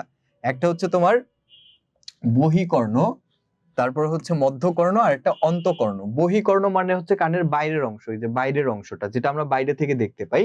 মধ্যকর্ণ হচ্ছে কানের একদম ভিতরে যেটা থাকে। আর অন্তকর্ণ একদম মাঝখানের পরে, একদম আমাদের এই বরাবর যদি কেউ ছিদ্র করা হয় তাহলে দেখা যাবে, অর্থাৎ যদি মানে একদম কানের সবচেয়ে ভিতরের যে স্তরটা সেটাই হচ্ছে অন্তকর্ণ। তাহলে দেখো, প্রথমে আমরা বহিকর্ণ নিয়ে একটু পড়াশোনা করি। বহিকর্ণে 3টা জিনিস থাকে। একটা হচ্ছে পিনা, 2 নম্বরে কর্ণকুহর, 3 নম্বরে কর্ণপট। পিনা, কর্ণকুহর, কর্ণপট। পিনা, কর্ণকুহর, কর্ণপট নিয়ে বহিকর্ণ গঠিত। বুঝতে পেরেছো? এই যে একটা কানের অন্তর্গঠনের মধ্যে বহিকর্ণ হচ্ছে এটা, আর মধ্যকর্ণ মাঝখানে, আর অন্তকর্ণ হচ্ছে একদম ভিতরে। তাহলে এই বহিকর্ণের মধ্যে এই যে কানের যে বাইরের অংশটা থাকে যেটা, এটাকে আমরা পিনা বলি। এটাকে আমরা কি বলি? পিনা বলি, তাই না? তারপরে কি থাকবে বলতো? কর্ণকুহর থাকবে, তারপরে থাকবে হচ্ছে কর্ণপট বা কানের পর্দা যেটা। তাহলে দেখো, এই যে প্রত্যেকটা অংশই এখানে খুব ডিটেলসে বলা আছে। কর্ণকুহর হচ্ছে পিনা, একটি নালীর সাথে যুক্ত, এই নালীটিকে কর্ণকুহর বলে। তাহলে কুহর মানে একটা নালী, কর্ণকুহর মানে কি? একটা নালী। কর্ণপট মানে কি? কর্ণকুহর শেষ হয়েছে একটা পর্দায়। এই পট মানেই পর্দা, মনে রাখবা। কর্ণপট মানে কি? কানের পর্দা। পর্দাটির নাম কর্ণপট বা টিম্পেনিক পর্দা। এই টিম্পেনিক পর্দা মানে কি? কানের পর্দা। বলে না থাপড়ে কানের পর্দা ফাটাই দিব। তাহলে এই কানের পর্দা বলতে কোন পর্দাকে বোঝানো হয়? টিম্পেনিক পর্দা। টিম্পেনিক পর্দা বা এটাকে আমরা কর্ণপটও বলি। বুঝতে পেরেছো? এই কর্ণপট বহিকর্ণের শেষ অংশ, বহিকর্ণের শেষ অংশ। বুঝতে পেরেছো? কর্ণপটটা কি? বহিকর্ণের শেষ অংশ। এরপরে মধ্যকর্ণ শুরু। মধ্যকর্ণ, মধ্যকর্ণের মধ্যে কি কি আছে দেখো। বহিকর্ণ অন্তকর্ণের মাঝখানে হচ্ছে মধ্যকর্ণ, এটা বায়ুপূর্ণ থলি। এই মধ্যকর্ণটা কি? একটা বায়ুপূর্ণ থলি, যার মধ্যে ম্যালিয়াস, ইনকাস এবং স্টিপিস নামক 3টি ক্ষুদ্র হাড় বা অস্থি রয়েছে। তাহলে এই মধ্যকর্ণের মাঝখানে, মধ্যকর্ণের মধ্যে 3টা ছোট ছোট হাড় থাকে। হাড় মানে কি? অস্থি। অস্থি ইংরেজি বোনস। এই বোনস কি কি? Malleus, incus, stapes. তাহলে এগুলাকে বলা হয় কর্ণাস্থি বা কানের অস্থি। কানের অস্থি কয়টা? 3টা। কি কি? Malleus, malleus, incus, stapes. তার মধ্যে এই যে 3 নাম্বারটা যেটা স্টেপিস, এই স্টেপিসটা হচ্ছে মানব দেহে, পুরা হিউম্যান বডির মধ্যে সবচেয়ে ক্ষুদ্রতম হাড়। সবচেয়ে ছোট হাড়ই হচ্ছে কানের 3 নাম্বার হাড়টা, অর্থাৎ স্টেপিস। মনে থাকবে? তো এই হচ্ছে আমাদের মোটামুটি মধ্যকর্ণের গঠন। এরপরে অন্তকর্ণ, একদম ভিতরের যে কানটা, ভিতরে কানের যে অংশটা,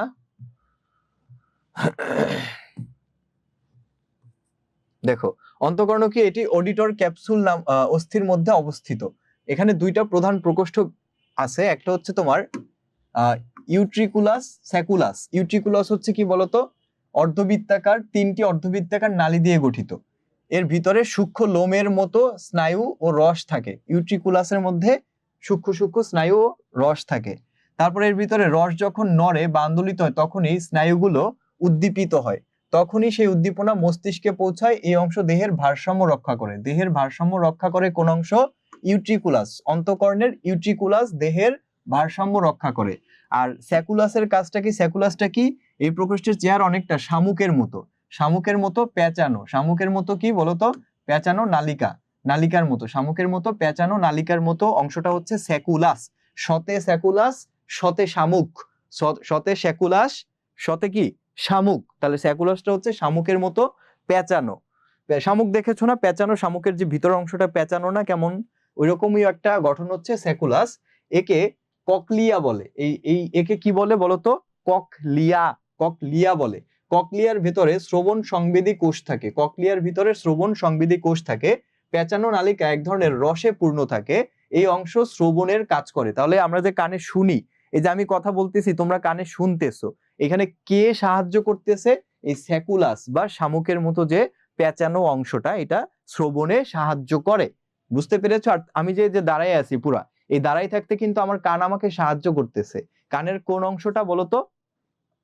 কানের হচ্ছে এই ইউট্রিকুলাস। ইউট্রিকুলাসের কাজটা হচ্ছে দেহের ভারসাম্য রক্ষা করা। আমি যে দাঁড়াই আছি সোজা, এই যে হেলে পড়তেছি না কোথাও একদিকে, এটার একমাত্র কারণই হচ্ছে আমার দেহের ভারসাম্য বজায় থাকতেছে। কে রাখতেছে? রাখতেছে হচ্ছে ইউট্রিকুলাস। ইউট্রিকুলাসের কাজই হচ্ছে দেহের ভারসাম্য রক্ষা করা। আর স্যাকুলাস, স্যাকুলাসের কাজ হচ্ছে শ্রবণে অংশগ্রহণ করা। এই যে আমার কথা তোমরা শুনতে পাচ্ছ বা তোমরা কথা বললে আমি শুনতে পাবো, সেটা হচ্ছে স্যাকুলাসের কাজ। আচ্ছা, ওই একজন কথা বলতেছে বাট সাউন্ড আসে না পিসিতে। আচ্ছা, কারা যেন আমার সাথে কথা বলতে চেয়েছিল, একটু আবার একটু হ্যান্ডটা রেজ করো, আমি এবার একটু আনমিউট করছি তোমাদের।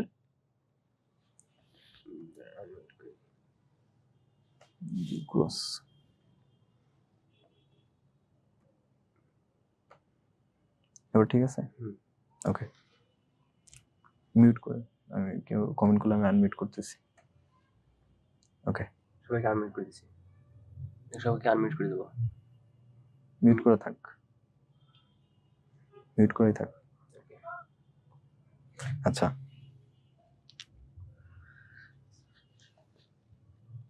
আপনি যাকে ইচ্ছে তাকে আনমিউট করে কথা বলতে পারেন। আচ্ছা, হ্যাঁ, আজান দিচ্ছে, আমি নামাজের জন্য সময় দিব সবাইকে। ফারহান উত্তর দিয়েছিলা, সৈয়দা তাহেরা বাড়ি 30 মিনিট না, প্লাস না ক্লাস 30 মিনিট, 45 যাবেন তো 45 না, শেষ করে দিব। আচ্ছা আচ্ছা, দেখো তাহলে এই যে ইউট্রিকুলাস এবং স্যাকুলাসকে আমরা দেখলাম, কানের অংশ নিয়ে আমরা পড়াশোনা করলাম। এবার দেখো আমাদের প্রশ্নটি কি ছিল? মধ্যকর্ণের অংশ। মধ্যকর্ণের অংশ কি বলতো? পিনাকি মধ্যকর্ণের অংশ, তারপর কর্ণপট, এই কর্ণপট কি মধ্যকর্ণের অংশ? স্যাকুলাস কি মধ্যকর্ণের অংশ? না, এই কোনোটাই না। একমাত্র ক্ষুদ্র অস্থি বা কানের অস্থি, এটাকে আমরা কর্ণাস্থিও বলি। কি বলি? কর্ণাস্থি বা কানের অস্থি। এই কর্ণাস্থি বা কানের অস্থি হচ্ছে তিনটা: malleus, incus, stapes. Malleus, incus, stapes.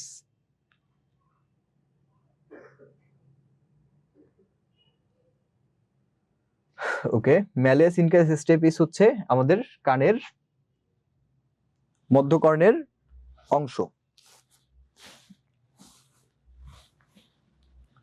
এরপরে দেখো, কর্ণকুহর যে পর্দায় শেষ হয়েছে সেই পর্দার নাম কি? সেই পর্দার নাম হচ্ছে কর্ণপট। এই পর্দার নাম কি বলতো? কর্ণপট। কর্ণকুহর যেখানে যে পর্দায় শেষ হয়েছে ওই পর্দার নাম হচ্ছে কর্ণপট। নাকের ভেতরের অংশ কয়টি? নাক। আচ্ছা, এবার একটু আমরা নাক নিয়ে পড়াশোনা করি। নাক, দেখো আমাদের সংবেদী অঙ্গের মধ্যে একটা হচ্ছে নাক। এই যে দেখো নাক, নাক কাকে বলে বলতো? নাক বা নোজ হচ্ছে, আমরা সুগন্ধ বা দুর্গন্ধ অনুভব করতে পারি যে অঙ্গের মাধ্যমে, তাকে আমরা নোজ বা নাক বলি। নাক দিয়ে আমরা শ্বাসও নেই, নাক দিয়ে আমরা কি নেই? শ্বাস নেই। ফলে সুগন্ধ প্রাণভরে গ্রহণ করি, আর পচা ময়লা আবর্জনার গন্ধ পেলে নাকে কাপড় দিই। মুখ গহ্বরের উপরে নাক অবস্থিত। আমাদের মুখ গহ্বর কোনটা? এই যে মুখের যে ছিদ্রটা, এই অংশটা মুখ গহ্বর, এর ঠিক উপরে নাক অবস্থিত, তাই না? মুখ গহ্বরের উপরের অংশে। এই যে দেখো, এর দুটি অংশ আছে, তাহলে নাকের কয়টা অংশ? দুইটা। নাকের অংশ কয়টা? দুইটা অংশ। এটা এমসিকিউতে আসছে, যে মাত্র যে এমসিকিউটা, এইখান থেকেই প্রশ্নটা এসেছে। একটা হচ্ছে নাসা রন্ধ্র, আরেকটা হচ্ছে নাসাপথ। নাসা রন্ধ্র আর এটা কি? নাসাপথ। এটাকে ইংরেজিতে বলা হয় ন্যাসাল ক্যাভিটি বা নাসা রন্ধ্র, আর এটা হচ্ছে ন্যাসাল প্যাসেজ। ন্যাসাল প্যাসেজ বা নাসাপথ। তাহলে ন্যাসাল ক্যাভিটি হচ্ছে যে নাকের ভিতরে, ছিদ্রের ভিতরে যে গোলাকার যে ফাঁকা অংশটা, ওটা হচ্ছে ন্যাসাল ক্যাভিটি বা নাসা রন্ধ্র। রন্ধ্র মানে ছিদ্র, নাকের যে ছিদ্র, এই ছিদ্রকে বলা হয় নাসা রন্ধ্র। আর নাসা রন্ধ্রের পিছনে আরো যদি পিছনে যাই, মানে উপরের দিকে তাহলে এখান থেকে ন্যাসাল প্যাসেজ শুরু হয়, যেটা ট্রাকিয়াতে গিয়ে শেষ হয়, তাই না? নাসাপথ। তাহলে এই দুইটা অংশ আমাদের দেখো, প্রথমে নাসারন্ধ্র যেটা আছে, নাসারন্ধ্র নিয়ে কি বলা আছে? নাকের যে ছিদ্র দিয়ে বাতাস দেহের ভিতরে ঢোকে সেটা নাসারন্ধ্র। নাকের যে ছিদ্র দিয়ে বাতাস ঢোকে ভিতরে সেটা কি? নাসারন্ধ্র। আর নাসাপথ কি? নাসারন্ধ্র থেকে গলার পেছনের ভাগ বা গলবিল পর্যন্ত বিস্তৃত একটি গহ্বর। গহ্বর মানে কি? গহ্বর মানে হচ্ছে জায়গা বা গুহা, বা হচ্ছে মানে চারদিক থেকে আটকানো একটা খোলা জায়গা, প্যাসেজ, এটাই হচ্ছে গহ্বর। তো এইটা কোন থেকে কোন পর্যন্ত? নাসারন্ধ্র থেকে গলবিল পর্যন্ত। নাসারন্ধ্র থেকে গলবিল পর্যন্ত যে প্যাসেজ, এই যে প্যাসেজটা, এই প্যাসেজটাই হচ্ছে, বা এই পথটাই বা এই গহ্বরটাই হচ্ছে নাসাপথ। এটি দেখতে কেমন? নাসাপথটা দেখতে হচ্ছে ত্রিকোণ আকার। এটা এমসিকিউতে আসবে। নাসাপথ দেখতে কেমন? ত্রিকোণ আকার, ঠিক আছে?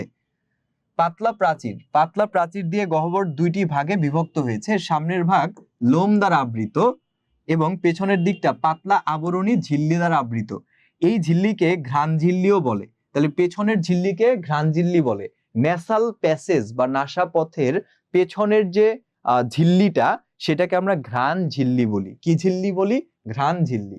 এতে থাকে সূক্ষ্ম রক্তনালিকা বা অসংখ্য ঘ্রাণ কোষের সাথে সংযোগ রক্ষা করে, যা অসংখ্য ঘ্রাণ কোষের সাথে সংযোগ রক্ষা করে সূক্ষ্ম রক্তনালিকা। এবার এটা নিয়ে আমরা একটু এমসিকিউ দেখি। এই যে দেখো, নাকের অংশ কয়টি? নাকের অংশ হচ্ছে দুইটি। একটা কি? একটা হচ্ছে nasal cavity, nasal cavity, nasal cavity. আর এটা হচ্ছে ন্যাসাল প্যাসেজ, ন্যাসাল প্যাসেজ, নাসাপথ, ন্যাসাল প্যাসেজ বা নাসাপথ। তো এই দুইটা অংশ নিয়ে একটা নাক গঠিত হয়। এরপরে দেখো, স্বাদ ইন্দ্রিয় অঙ্গ কোনটি? কোন জিনিসটার মাধ্যমে, কোন অঙ্গের মাধ্যমে আমরা স্বাদ গ্রহণ করতে পারি? আমাদের স্বাদ গ্রহণ করতে পারি ওই অঙ্গের মাধ্যমে যেই অঙ্গে আমাদের স্বাদ গ্রন্থি আছে। কি আছে বলতো? স্বাদ গ্রন্থি। স্বাদ গ্রন্থি মানে কি? Taste bud, taste buds, B U D S. তোমরা এয়ারবাডস এর নাম শুনেছো না? এয়ারবাডস কানে যে দেয়, যেটা দিয়ে হচ্ছে সাউন্ড শোনা যায় ব্লুটুথের মাধ্যমে, এয়ারবাডস ছোট ছোট। তো ওই রকম আমাদের জিহ্বাতে, মানে টাঙে, আমাদের কোথায় বলতো? টাং। টাং মানে কি? জিহ্বা। এই জিহ্বাতে অনেকগুলা টেস্ট বাডস আছে, মানে স্বাদ কুড়ি। এটাকে বাংলা ভাষায় কি বলে? স্বাদ কুড়ি। যেমন জিহ্বার একদম মাথাতে এক ধরনের টেস্ট বাড, জিহ্বার দুই পাশে এক ধরনের টেস্ট বাড, জিহ্বার একটু পিছনের দিকের দুই পাশে এক ধরনের টেস্ট বাড, জিহ্বার একদম পিছনের মাঝখান বরাবর আরেকটা টেস্ট বাড। অনেকগুলা টেস্ট বাড আছে আমাদের জিহ্বার ভিতরে। ওই টেস্ট বাডের মাধ্যমেই আমরা বিভিন্ন জিনিসের স্বাদ পেতে পারি। যেমন আমরা একটা মিষ্টি খেলে আমরা বুঝি এটা স্বাদ হচ্ছে মিষ্টি। আমরা যদি তেঁতুল খাই তাহলে আমরা বুঝতে পারি তেঁতুলের স্বাদ হচ্ছে টক। আমাদের জিহ্বায় পানি চলে আসে, তাই না? কথা শুনলেই। তারপরে আবার তেতো একটা জিনিস, ধরো দুন্দুল বা অন্য একটা জিনিস যদি আমরা খাই, আমরা তেতো জিনিস ফিল করতে পারি। আবার ঝাল যদি হয়, ঝাল জিনিস ফিল করতে পারি, যদিও ঝালের কোনো টেস্ট বাড নাই। তাহলে এই যে স্বাদ গ্রন্থি বা স্বাদ টেস্ট বাড যেগুলো যেখানে আছে, সেই জায়গাটা কোথায় আছে বলতো? জিহ্বাতে আছে আমাদের। তাহলে এই জিহ্বাই হচ্ছে আমাদের কি বলতো? স্বাদ ইন্দ্রিয়। যেহেতু আমরা জিহ্বার মাধ্যমে স্বাদ নিতে পারি, ওই জন্য জিহ্বা হচ্ছে কি আমাদের স্বাদ ইন্দ্রিয়। ওই যে সায়েদা তাহেরা বাড়ি বলেছো, আমারও আছে ইয়ারবাডস। ওকে, ফাতিহা নূর, ওকে, জিহ্বা বলেছো। আসাফ উত্তর দিয়েছো বি। ফেসবুক থেকে সাহারা বেগম, 7 অধ্যায়, হ্যাঁ আমি সবই পড়াবো। আচ্ছা, এটা কোন ক্লাস? রুদ্রকুণ্ড লিখেছে, এটা হচ্ছে 6ষ্ঠ শ্রেণীর বিজ্ঞানের 6ষ্ঠ অধ্যায়ের ক্লাস। ওকে, তাহলে এরই মাধ্যমে আমাদের 6ষ্ঠ অধ্যায়টা শেষ হলো। এরপরে দেখো, আমরা মিশ্রণের অধ্যায়টি শুরু করব। কোন অধ্যায় বলতো? মিশ্রণের অধ্যায়টি আমরা শুরু করব।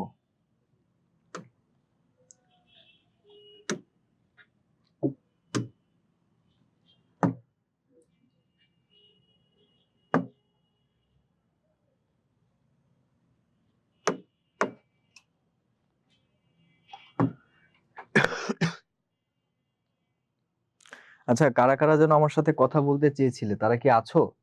থাকলে আমাকে বলো, আমি হচ্ছে আনমিউট করছি। তখন একটু সমস্যা ছিল, ওই জন্য আমি সাউন্ড শুনতে পাইনি তোমাদের। দুইজন কথা বলতে চেয়েছিল, তারা যদি থেকে থাকো তাহলে হ্যান্ড রেজ করতে পারো, আমি আনমিউট করছি, তোমরা কথা বলতে পারো।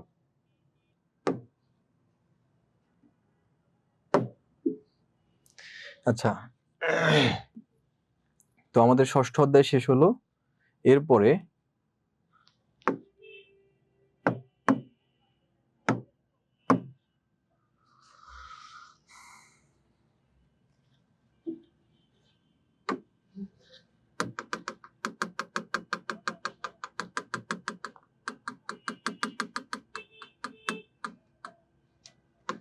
আমরা মিশ্রণের অধ্যায়টি শুরু করব। দেখো, 1 নম্বর যে প্রশ্নটি আছে, নিচের কোনটি দ্রাবক? নিচের কোনটি দ্রাবক? নিচের কোনটি দ্রাবক? দ্রাবক মানে কি বলতো? দ্রাবক হচ্ছে এমনই একটা জিনিস, এটা হচ্ছে ধরো একটা দ্রবণ, এটা কি একটা দ্রবণ। এই দ্রবণের মধ্যে একটি দ্রবণের মধ্যে দুইটা জিনিস থাকে। একটা দ্রবণের মধ্যে কয়টা জিনিস থাকে? দুইটা। একটা হচ্ছে দ্রব, আর একটা হচ্ছে দ্রাবক। একটা হচ্ছে দ্রব আর একটা হচ্ছে দ্রাবক। দ্রাবক কোনটা? যেটার পরিমাণ বেশি। একটা দ্রবণের মধ্যে যার পরিমাণ বেশি তাকে আমরা কি বলি? তাকে আমরা দ্রাবক বলি। আর দ্রব কোনটা? যার পরিমাণ কম। পরিমাণটা কি বলতো? কম, তুলনামূলকভাবে কম, তাকে আমরা দ্রব বলি। তাহলে এই যে এখানে যারা যারা আছে, দেখো, চিনি হচ্ছে একটা দ্রব। চিনি কি হয়? দ্রব হয়। চিনি দ্রব হইলে লবণও তো দ্রব। আর তুতে হচ্ছে একটা লবণের মতোই, মানে গুঁড়া গুঁড়া, লবণের থেকেও ছোট গুঁড়া সম্বলিত একটা লবণ। এই তুতেও হচ্ছে কি বলতো? এটাও একটা দ্রব। আর দ্রাবক হচ্ছে এসিটোন। দ্রাবক মোটামুটি সবসময় লিকুইড হয়, বা দ্রাবক মানে হচ্ছে এমন জিনিস যেটার মধ্যে আমরা অন্য অনেক কিছু গুলতে পারি বা মেশাইতে পারি। যেমন পানি হচ্ছে একটা দ্রাবক। কেন? কারণ তুমি চিন্তা করো, পানি কি কখনো দ্রব হওয়ার সম্ভব? নর্মালি সম্ভব না। পানির ভিতরে আমরা অন্যান্য জিনিস দেই, চিনি দেই, দিয়ে কি করি? শরবত বানাই। লবণ দেই, লবণ দিয়ে স্যালাইন বানাই। তাহলে এই লবণ, চিনি যেগুলো আমরা পানির মধ্যে দেই, এগুলা কি পানির থেকে কম হয় না? পানির থেকে আমরা কম পরিমাণে দেই না চিনি আর লবণ পানির ভিতরে? তাহলে যেহেতু এটা কম পরিমাণে দিয়ে, এটা হচ্ছে দ্রব। আর পানি যেহেতু বেশি পরিমাণে থাকে একটা শরবতের মধ্যে বা একটা স্যালাইনের মধ্যে, পানির পরিমাণটাই যেহেতু বেশি, এই দ্রবণের মধ্যে যার পরিমাণটা বেশি, মানে পানির পরিমাণ বেশি দেখেই পানি একটা দ্রাবক। তাহলে ওই হিসাবে এই 4টা অপশনের মধ্যে দ্রাবক হবে অ্যাসিটন। এই অ্যাসিটন হচ্ছে একটা জৈব দ্রাবক। এই অ্যাসিটন কি একটা জৈব দ্রাবক বা অর্গানিক রিয়েজেন্ট। Organic reagent. এরপরে দেখো, যেই দ্রবণে পানি দ্রাবক হিসেবে ব্যবহৃত হয় তাদেরকে কি বলে? যেই দ্রবণে দ্রাবক হিসেবে যদি পানি ব্যবহৃত হয়, কি ব্যবহৃত হবে? পানি। পানি যদি কোনো একটা দ্রবণে দ্রাবক হিসেবে ব্যবহৃত হয়, তবে সেই দ্রবণকে আমরা জলীয় দ্রবণ বলবো। কি দ্রবণ বলবো? জলীয় দ্রবণ। ইংরেজিতে আমরা বলি অ্যাকুয়াস সলিউশন। কি বলি? Aqueous solution. তাহলে অ্যাকুয়াস সলিউশন বা জলীয় দ্রবণ হচ্ছে সেই সকল দ্রবণ, যে সকল দ্রবণে আমরা রিয়েজেন্ট হিসেবে পানি ব্যবহার করি, বা দ্রাবক হিসেবে আমরা কি ব্যবহার করি বলতো? পানি ব্যবহার করি। বুঝতে পেরেছ? এরপরে দেখো, দ্রবণকে পাতলা ঘন কিসের উপর নির্ভর করে বলা হয়? পাতলা বা ঘন কিসের উপর নির্ভর করে বলা হয়? আচ্ছা, একটা দ্রবণ কতটুকু পাতলা দ্রবণ, নাকি সেই দ্রবণটা কতটুকু ঘন দ্রবণ? একটা দ্রবণ কি পাতলা দ্রবণ নাকি ঘন দ্রবণ? ঘন মানে কি? দ্রবের পরিমাণ বেশি আছে। ধরো এটা একটা পাত্র, এটা আরেকটা পাত্র, দুইটাই সেম পাত্র, মানে দুইটার পরিমাণই সমান, দুইটার মধ্যে সমান পরিমাণ জিনিস ধরে। তাহলে এইটাও 1 লিটারের একটা পাত্র, এটাও ধরো একটা 1 লিটারের পাত্র। এই 1 লিটারের পাত্রের মধ্যে আমি এখানে ধরো পানি দিলাম 1 লিটার, সেম পানি দিলাম, বাট এইটার ভিতরে চিনি দিলাম আমি 200 গ্রাম। এটার ভিতরে আমি চিনি দিলাম কতটুকু? 200 গ্রাম। আর এই দ্রবণের মধ্যে আমি চিনি দিলাম 300 গ্রাম। তাহলে দেখো, একই পাত্র, একই পরিমাণ দ্রাবক, একই পরিমাণ দ্রাবকের মধ্যে আমি কোনোটাই দিলাম 200 গ্রাম চিনি, কোনোটাই দিলাম 300 গ্রাম চিনি। তাহলে এখন বলো তো, এই দুইটা দ্রবণের মধ্যে কোন দ্রবণটা ঘন আর কোন দ্রবণটা পাতলা? কোন দ্রবণটা পাতলা হবে? পাতলা হবে ওই দ্রবণটা যেই দ্রবণের মধ্যে দ্রবের পরিমাণটা কম। দ্রবকে চিনি, এখানে দ্রবকে চিনি। তাহলে চিনির পরিমাণটা যেহেতু এখানে কম, তার মানে এই দ্রবণটা হচ্ছে কি বলতো? পাতলা দ্রবণ। কার থেকে পাতলা দ্রবণ? এই পাশে এই দ্রবণটার থেকে পাতলা দ্রবণ। কেন? কারণ এটার ভিতরে চিনির পরিমাণটা বেশি দেখে এই দ্রবণটা হবে ঘন দ্রবণ। তাহলে দ্রবণকে পাতলা বা ঘন এটা বলা হয় কিসের উপরে বলতো? দ্রবের উপরে। কিসের উপরে? দ্রবের উপরে।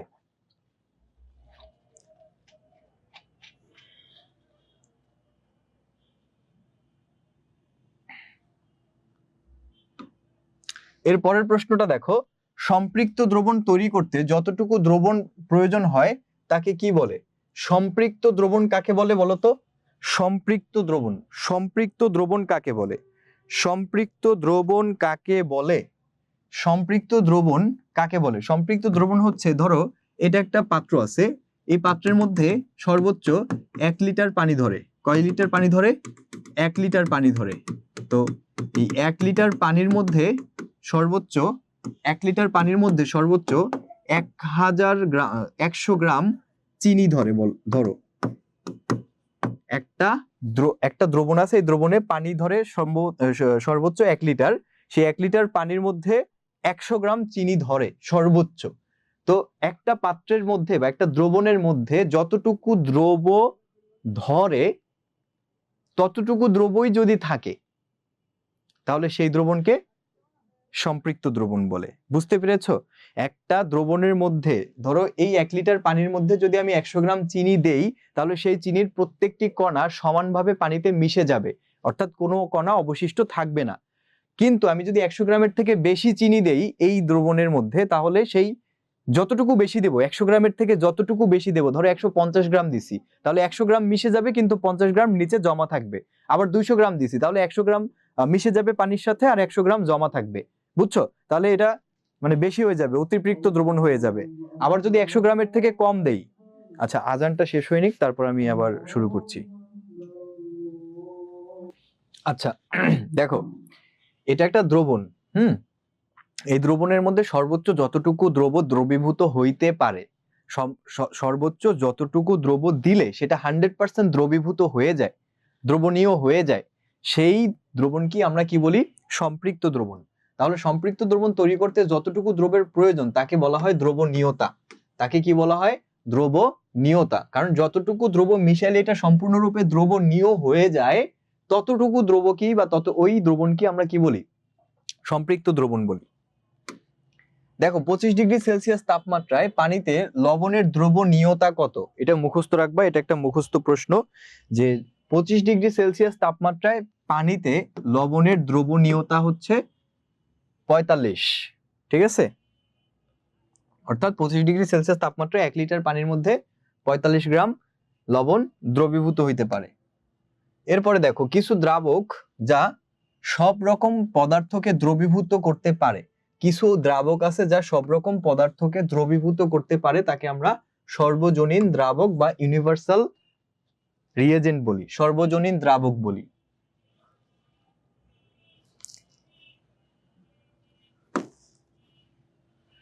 এখন পর্যন্ত কোনটি সর্বজনীন দ্রাবক হিসেবে পাওয়া যায়? মনে রাখবা, পানি। পানিকে আমরা কি বলি? H2O। পানিকে আমরা সর্বজনীন দ্রাবক বলি। পানিকে আমরা কি বলি? সর্বজনীন দ্রাবক বলি। পানিকে আমরা কি বলি? সর্বজনীন দ্রাবক বলি।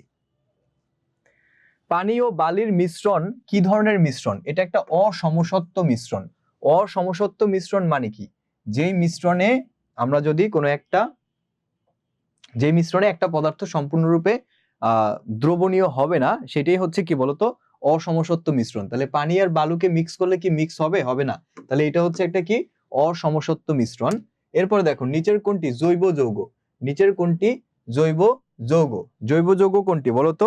যে সকল যৌগের মধ্যে কার্বন থাকবে। তো যে সকল যৌগের মধ্যে কার্বন থাকবে, কার্বন এবং হাইড্রোজেনের যৌগকে আমরা কি বলি বলতো? জৈব যৌগ বলি। তো দেখো এখানে ক্যালসিয়াম কার্বনেট, এটা হচ্ছে কি? CaCO3, এটা হচ্ছে একটা অজৈব যৌগ। তারপরে সিলিকা মানে কি? SiO2, silicon dioxide. অক্সিজেন মানে কি? শুধু O2, এটাও একটা ইনঅর্গানিক অ্যাসিড, ইনঅর্গানিক একটা কম্পাউন্ড। তাহলে এটাও হবে না, এটাও হবে না, অ্যান্সার হবে এটা স্পিরিট। এই স্পিরিট হচ্ছে একটা জৈব যৌগ। স্পিরিটটা কি বলতো? একটা জৈব যৌগ। এটা হচ্ছে এক ধরনের অ্যালকোহল। অ্যালকোহল মানেই জৈব যৌগ। এরপরে দেখো 10 নম্বর, গ্লুকোজকে পানি থেকে আলাদা করা যায় কোন প্রক্রিয়ায়? গ্লুকোজ, এই গ্লুকোজকে ধরো একটা মিশ্রণ আছে, গ্লুকোজের মিশ্রণ আছে, আর এর ভিতরে কি আছে, মিশ্রণের মধ্যে পানি আছে। তাহলে পানি থেকে আমি আলাদা যদি করতে চাই গ্লুকোজকে, পানি থেকে আমি যদি গ্লুকোজকে আলাদা করতে চাই, তাহলে আমাকে কোন প্রক্রিয়ায় করতে হবে? এটা বাষ্পীভবন প্রক্রিয়াতে করতে হবে। কোন প্রক্রিয়াতে? বাষ্পীভবন। কেন? বাষ্পীভবন মানে কি, যে যখন শীতের দিনে পুকুরের পানি শুকায়া যায় তখন কি হয়? বাষ্পীভবন প্রক্রিয়াতে এটা ঘটে, তাই না? কেন ঘটে? কারণ হচ্ছে বায়ুতে বায়ুতে আর্দ্রতা কমে যায়। তো বায়ুতে যখন আর্দ্রতা কমে যায় তখন বায়ু মাটি থেকে বা এনভায়রনমেন্ট থেকে পানি শুষে নেয়। তো পানি টান দেয় উপরের দিকে, এনভায়রনমেন্টের মধ্যে মানে যে বায়ু থাকে, বায়ুর কণা কি করে পানি শুষে নেয়, যার কারণে এই যে প্রক্রিয়াটা, এটাকে বলা হয় বাষ্পীভবন। মানে পানিটা যদি বাষ্প আকারে উপরে উঠে যায় সেটাকে আমরা বাষ্পীভবন বলি। তাহলে এই যে পানি থেকে গ্লুকোজকে আলাদা করতে গেলে তোমার পানিটাকে ওখান থেকে উঠাই নিতে হবে। কোন প্রক্রিয়ায়? বাষ্পীভবন প্রক্রিয়ায়। ওকে, তো এই শেষ হলো আমাদের মিশ্রণ। এরপরে দেখো বল ও সরল যন্ত্র, আমরা এই অধ্যায়টি শুরু করব।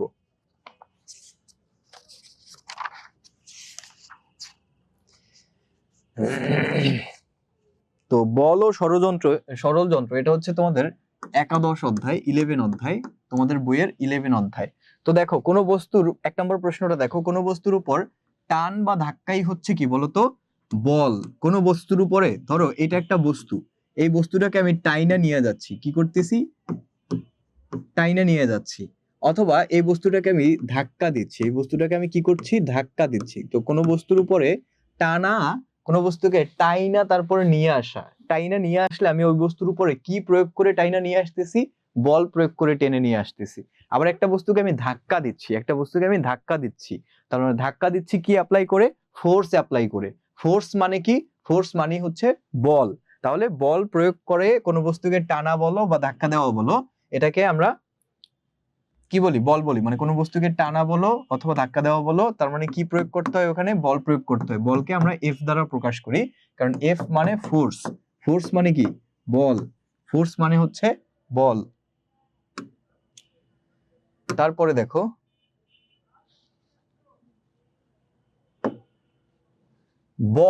বল প্রয়োগে স্থিতিশীল বস্তুর কি ঘটে? বল প্রয়োগে স্থিতিশীল বস্তুর কি ঘটে বলো তো? বল প্রয়োগে স্থিতিশীল বস্তুর গতির সঞ্চার হয়। ধরো এটা একটা বস্তু, এই বস্তুকে এম ভর বিশিষ্ট একটা বস্তু, এই বস্তুকে আমি বল প্রয়োগ করলাম। কি করলাম? বল প্রয়োগ করলাম। তাহলে এই বস্তুটার কি হবে? এই বস্তুটা গতিশীল হবে না? এখান থেকে এখানে চলে আসবে, এখান থেকে এখানে চলে আসছে, তার মানে কি? এই বস্তুটা গতিশীল হইছে। এই বস্তুটা কি হইছে? গতিশীল হইছে। তাহলে বল প্রয়োগ করলে কোন একটা বস্তুতে কি হয়? গতির সঞ্চার হয়। কি হয় বলতো? গতির সঞ্চার হয়। তাহলে উত্তর হবে ক নাম্বার। বল কাকে বলে জানো তো? বল কাকে বলে? What is force? বল বা ফোর্স হচ্ছে যে বাহ্যিক কারণ কোনো বস্তুর, কোনো স্থিতিশীল বস্তুকে গতিশীল করে অথবা গতিশীল বস্তুর দিক পরিবর্তন করে, ওই জিনিসটা কি বা ওই বাহ্যিক কারণটা কি আমরা ফোর্স বা বল বলি। তাহলে বল হচ্ছে একটা এক্সটার্নাল রিজন, একটা বাহ্যিক কারণ। কেমন কারণ? যেই কারণ হচ্ছে একটা বস্তু স্থির আছে, এই স্থির বস্তুটাকে গতিশীল করবে, অথবা একটা বস্তু গতিশীল আছে সেটাকে বল প্রয়োগ করে এটার গতির দিকটা আমি পরিবর্তন করব যেই বাহ্যিক কারণে, সেটাই হচ্ছে কি বলতো? ফোর্স বা বল। কোন স্থির বস্তুর উপর ক্রিয়া করলে বস্তুকে গতিশীল করে কোনটি? মাত্রই যেটা বললাম, বল। কোন স্থির বস্তুর উপর ক্রিয়া করে সেটাকে গতিশীল করে। কম বল প্রয়োগে কোনো কাজ সম্পন্ন করে কোনটি? কম বল প্রয়োগে কোনো কাজ সম্পন্ন করে কোনটি বলতো? আমি বল প্রয়োগ করবো অল্প, বাট কাজ হবে অনেক বেশি, এইরকম যন্ত্র কোনটি? সরল যন্ত্র, তাই না? তার মানে সরল যন্ত্র যেগুলো আছে, যেমন হচ্ছে একটা শাবলের কথা চিন্তা করো, লোহার মাথার দিকে হচ্ছে একটু শার্প করা, ওইটা দিয়ে তোমার কোনো একটা কাঠের উপরে দিয়ে যদি জোরে তুমি আঘাত করো, সেই কাঠের গুঁড়িটা ভাগ হয়ে যাবে। তাহলে এইটা কিন্তু সরল যন্ত্র একটা, তাই না? এই যে তোমার এইসব যন্ত্র যেগুলো, ওগুলো হচ্ছে সরল যন্ত্র, যেগুলোতে আমরা বল প্রয়োগ করি কম। তারপর জাতা, ওই যে সুপারি কাটার জাতা, যেগুলো মাঝখানে সুপারি রেখে চাপ দিলে ওটা সুপারিটা দুই ভাগ হয়ে যায়, শক্ত একটা সুপারি। তাহলে এখানে আমি বল প্রয়োগ করতেছি কম, বাট কাজ হচ্ছে বেশি। তাহলে কম বল প্রয়োগ করে কাজ সম্পন্ন করা যায় কি দিয়ে? সরল যন্ত্র দিয়ে, তাই না? সরল যন্ত্র দিয়ে। বলকে কাজ করতে সাহায্য করে কোনটি? বলকে কাজ করতে সাহায্য করে কোনটি? বলকে কাজ করতে সাহায্য করে সরল যন্ত্র। বলকে কাজ করতে সাহায্য করে কে? সরল যন্ত্র। এবার দেখো লিভারের শ্রেণী কয়টি? আমরা একটু বইয়ে যাই, বই থেকে আমরা যদি একটু দেখি, সরল যন্ত্র অধ্যায়টা যদি একটু দেখি, আমরা লিভারের শ্রেণী বিভাগ দেখবো। দেখো লিভার কি? লিভার হচ্ছে, এগুলো তোমরা সবাই পড়েছো, সবকিছু বেসিক অধ্যায়ে সবাই পড়েছো যে লিভার হচ্ছে এমন একটি যন্ত্র যাতে একটি শক্ত দণ্ড কোনো অবলম্বনে কোনো কিছুর উপর ভর করে মুক্তভাবে ওঠানামা করে বা ঘোরে। ঠিক আছে? সো এই জিনিসটাই হচ্ছে একটা লিভার। যেমন হচ্ছে এই যে একটা মানুষের হাতে একটা লাঠির মতো দেখো একটা অংশ বা লোহা, এটার উপরে এক মাথায় একটা পাথর দেয়া আছে এবং পাথর ওই লোহাটা কোনো একটা দৃঢ় অবলম্বনের উপরে রাখা আছে। তাহলে এখানে কি বলেছে যে যাতে একটি শক্ত দণ্ড কোনো অবলম্বনের উপর কিছুর উপর ভর দিয়ে, তাহলে এই যে দেখো একটা শক্ত অবলম্বন দণ্ড হচ্ছে এটার উপর এই লোহাটা কিছুর একটা উপরে অবলম্বন করে তারপরে কি করতেছে বলতো, কোনো কিছুর উপর ভর করে মুক্তভাবে ওঠানামা করে। তাহলে এটা আমি যদি হাত যদি নিচের দিকে চাপ দিই, নিচে দেই, তাহলে এই পাথরটা উপরের দিকে উঠবে, আর যদি হাত উপরের দিকে উঠাই তাহলে পাথরটা নিচের দিকে নামবে। তাহলে এই জিনিসটাই হচ্ছে একটা লিভার। এটা কি বলতো? একটা লিভার। লিভারের যান্ত্রিক সুবিধার সূত্র হচ্ছে ভর বাই প্রযুক্ত বল। এখানে এটার ভরটা কত সেটা ডিভাইডেড বাই আমি কতটুকু বল এখানে প্রযুক্ত করতেছি সেইটা। এবার আমরা লিভারের শ্রেণী বিভাগটা যদি একটু দেখি, একটা জিনিস মনে রাখবা, এই সূত্রটা মনে রাখবা লিভারের থেকে, যে বল ইন্টু বলবাহুর দৈর্ঘ্য ইন্টু ভার ইন্টু ভারবাহুর দৈর্ঘ্য। এই সূত্রটা থেকে আমরা আবার এইটাতে আসতে পারি, এই যে ভরটাকে এখানে রেখে বলটাকে এই পাশে নিয়ে আসলে ভরের নিচে চলে যায়, আবার বলবাহুর দৈর্ঘ্যটাকে এখানে রেখে এই ভরবাহুর দৈর্ঘ্যটাকে এই পাশে আনলে তাহলে আমরা এইভাবে একটা সূত্র পাই না? এই সূত্রটাই হচ্ছে আমাদের কি বলতো লিভারের নীতিমালা। এটা কি? লিভারের নীতিমালা, এটা দিয়ে ম্যাথ আসে। তাহলে এই বলবাহুর দৈর্ঘ্য কোনটা জানোই তো, যে এইখানে হচ্ছে আমরা বল প্রয়োগ করি, লাঠির এই প্রান্তে আমরা বল প্রয়োগ করি আর এই প্রান্তে কোনো একটা ভার থাকে সেটাকে আমরা উপরে উঠাই, আর এই যে যেটার উপরে রাখি সেটাকে আমরা কি বলি? ওই বিন্দুটাকে আমরা ফালক্রম বলি। ওটাকে কি বলি? আমরা ফালক্রাম বলি। ঠিক আছে? আর ফালক্রাম থেকে এই বল বাহুর দৈর্ঘ্য, মানে বলের দৈর্ঘ্য, যেটা বল যেখানে অ্যাপ্লাই করি সেই বিন্দুর দৈর্ঘ্যটাকে বল বাহুর দৈর্ঘ্য, আর ভারবাহুর দৈর্ঘ্য হচ্ছে ফালক্রম থেকে যেই বিন্দুতে ভার থাকে ওইটার দৈর্ঘ্যটাকে ভারবাহু বলে। ঠিক আছে? তাহলে এই জিনিসগুলো একটু দেখবা, এগুলো তোমরা জানো নিশ্চয়ই। এবার লিভারের শ্রেণীবিভাগ দেখো। লিভার 3 শ্রেণীর হয়। কয় শ্রেণীর? 3 শ্রেণীর। প্রথম শ্রেণীর লিভার, দ্বিতীয় শ্রেণীর লিভার, তৃতীয় শ্রেণীর লিভার। প্রথম শ্রেণীর লিভার কি কি? সাঁড়াশি, নিক্তি, নলকূপের হাতল, পানি সেচের দোন, তারপর ঢেকি, কাঁচি। কাঁচি তো সবাই চেনো, এগুলো হচ্ছে সরল লিভার। আর কেন? কারণ এগুলো ফালক্রমের অবস্থান প্রযুক্ত বল ও ভরের মাঝখানে থাকে। তাহলে ফালক্রমের অবস্থানটা হচ্ছে মাঝখানে থাকে। কিসের মাঝখানে থাকে? এই যে প্রযুক্ত বল এবং ভারের মাঝখানে। দ্বিতীয় শ্রেণীর লিভার হচ্ছে যে এই ক্ষেত্রে ভার থাকে মাঝখানে এবং প্রযুক্ত বল ও ফালক্রাম দুই প্রান্তে অবস্থান করে। তাহলে ভারটা থাকবে মাঝখানে আর তোমার দুই প্রান্তে অবস্থান করবে প্রযুক্ত বল এবং ফালক্রাম। যেমন জাতি, তারপর এক চাকার ঠেলাগাড়ি, তারপরে বোতল খোলার যন্ত্র, এগুলো হচ্ছে দ্বিতীয় শ্রেণীর লিভার। আর তৃতীয় শ্রেণীর লিভার হচ্ছে এই ক্ষেত্রে প্রযুক্ত বলটি মাঝখানে থাকবে, বল থাকবে মাঝখানে, ভার ও ফালক্রম থাকে দুই প্রান্তে। ভার এবং ফালক্রম থাকে কি? দুই প্রান্তে। বুঝতে পেরেছো? তো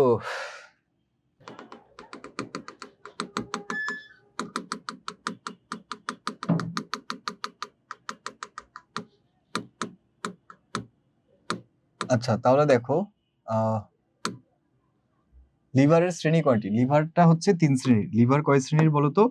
লিভার হচ্ছে 3 শ্রেণীর। লিভার কয় শ্রেণীর? 3 শ্রেণীর। লিভার হচ্ছে 3 শ্রেণীর। ঠিক আছে? মনে থাকবে? আচ্ছা, তারপরে দেখো নলকূপের হাতল কোন ধরনের লিভার? নলকূপের হাতল কোন ধরনের লিভার? প্রথম শ্রেণীর লিভার। নলকূপের হাতল কোন ধরনের লিভার? প্রথম শ্রেণীর লিভার। ঠিক আছে? নলকূপের হাতলটা হচ্ছে প্রথম শ্রেণীর লিভার। নলকূপের হাতল কি? প্রথম শ্রেণীর লিভার। তারপর দেখো লিভারের নীতি কোনটি? লিভারের নীতি হচ্ছে কোনটি বলতো? লিভারের নীতি হচ্ছে এই যে এটা, বল ইন্টু বলবাহুর দৈর্ঘ্য ইকুয়াল টু ভার ইন্টু ভারবাহুর দৈর্ঘ্য। বল ইন্টু বলবাহুর দৈর্ঘ্য ইকুয়াল টু ভার ইন্টু ভারবাহুর দৈর্ঘ্য। তাহলে এই ভারটাকে যদি আমি সমান সমানের এই পাশে নিয়ে আসি তাহলে বল বাই ভার ইকুয়াল টু ভারবাহুর দৈর্ঘ্য ডিভাইডেড বাই বল বাহুর দৈর্ঘ্য, ডিভাইডেড বাই বল বাহুর দৈর্ঘ্য। এই হচ্ছে আমাদের লিভারের নীতি। এবার দেখো কোনো যন্ত্রে হেলানো তলের দৈর্ঘ্য 15 মিটার এবং উচ্চতা 3 মিটার হলে যান্ত্রিক সুবিধা কত? তাহলে হেলানো তলের দৈর্ঘ্য কত বলতো? হেলানো তলের দৈর্ঘ্য হচ্ছে 15 মিটার। 15 মিটার, আর এটাকে আমরা ভাগ দিব উচ্চতা দিয়ে। উচ্চতা কত? 3 মিটার। তাহলে ভাগ করলে কত? 5।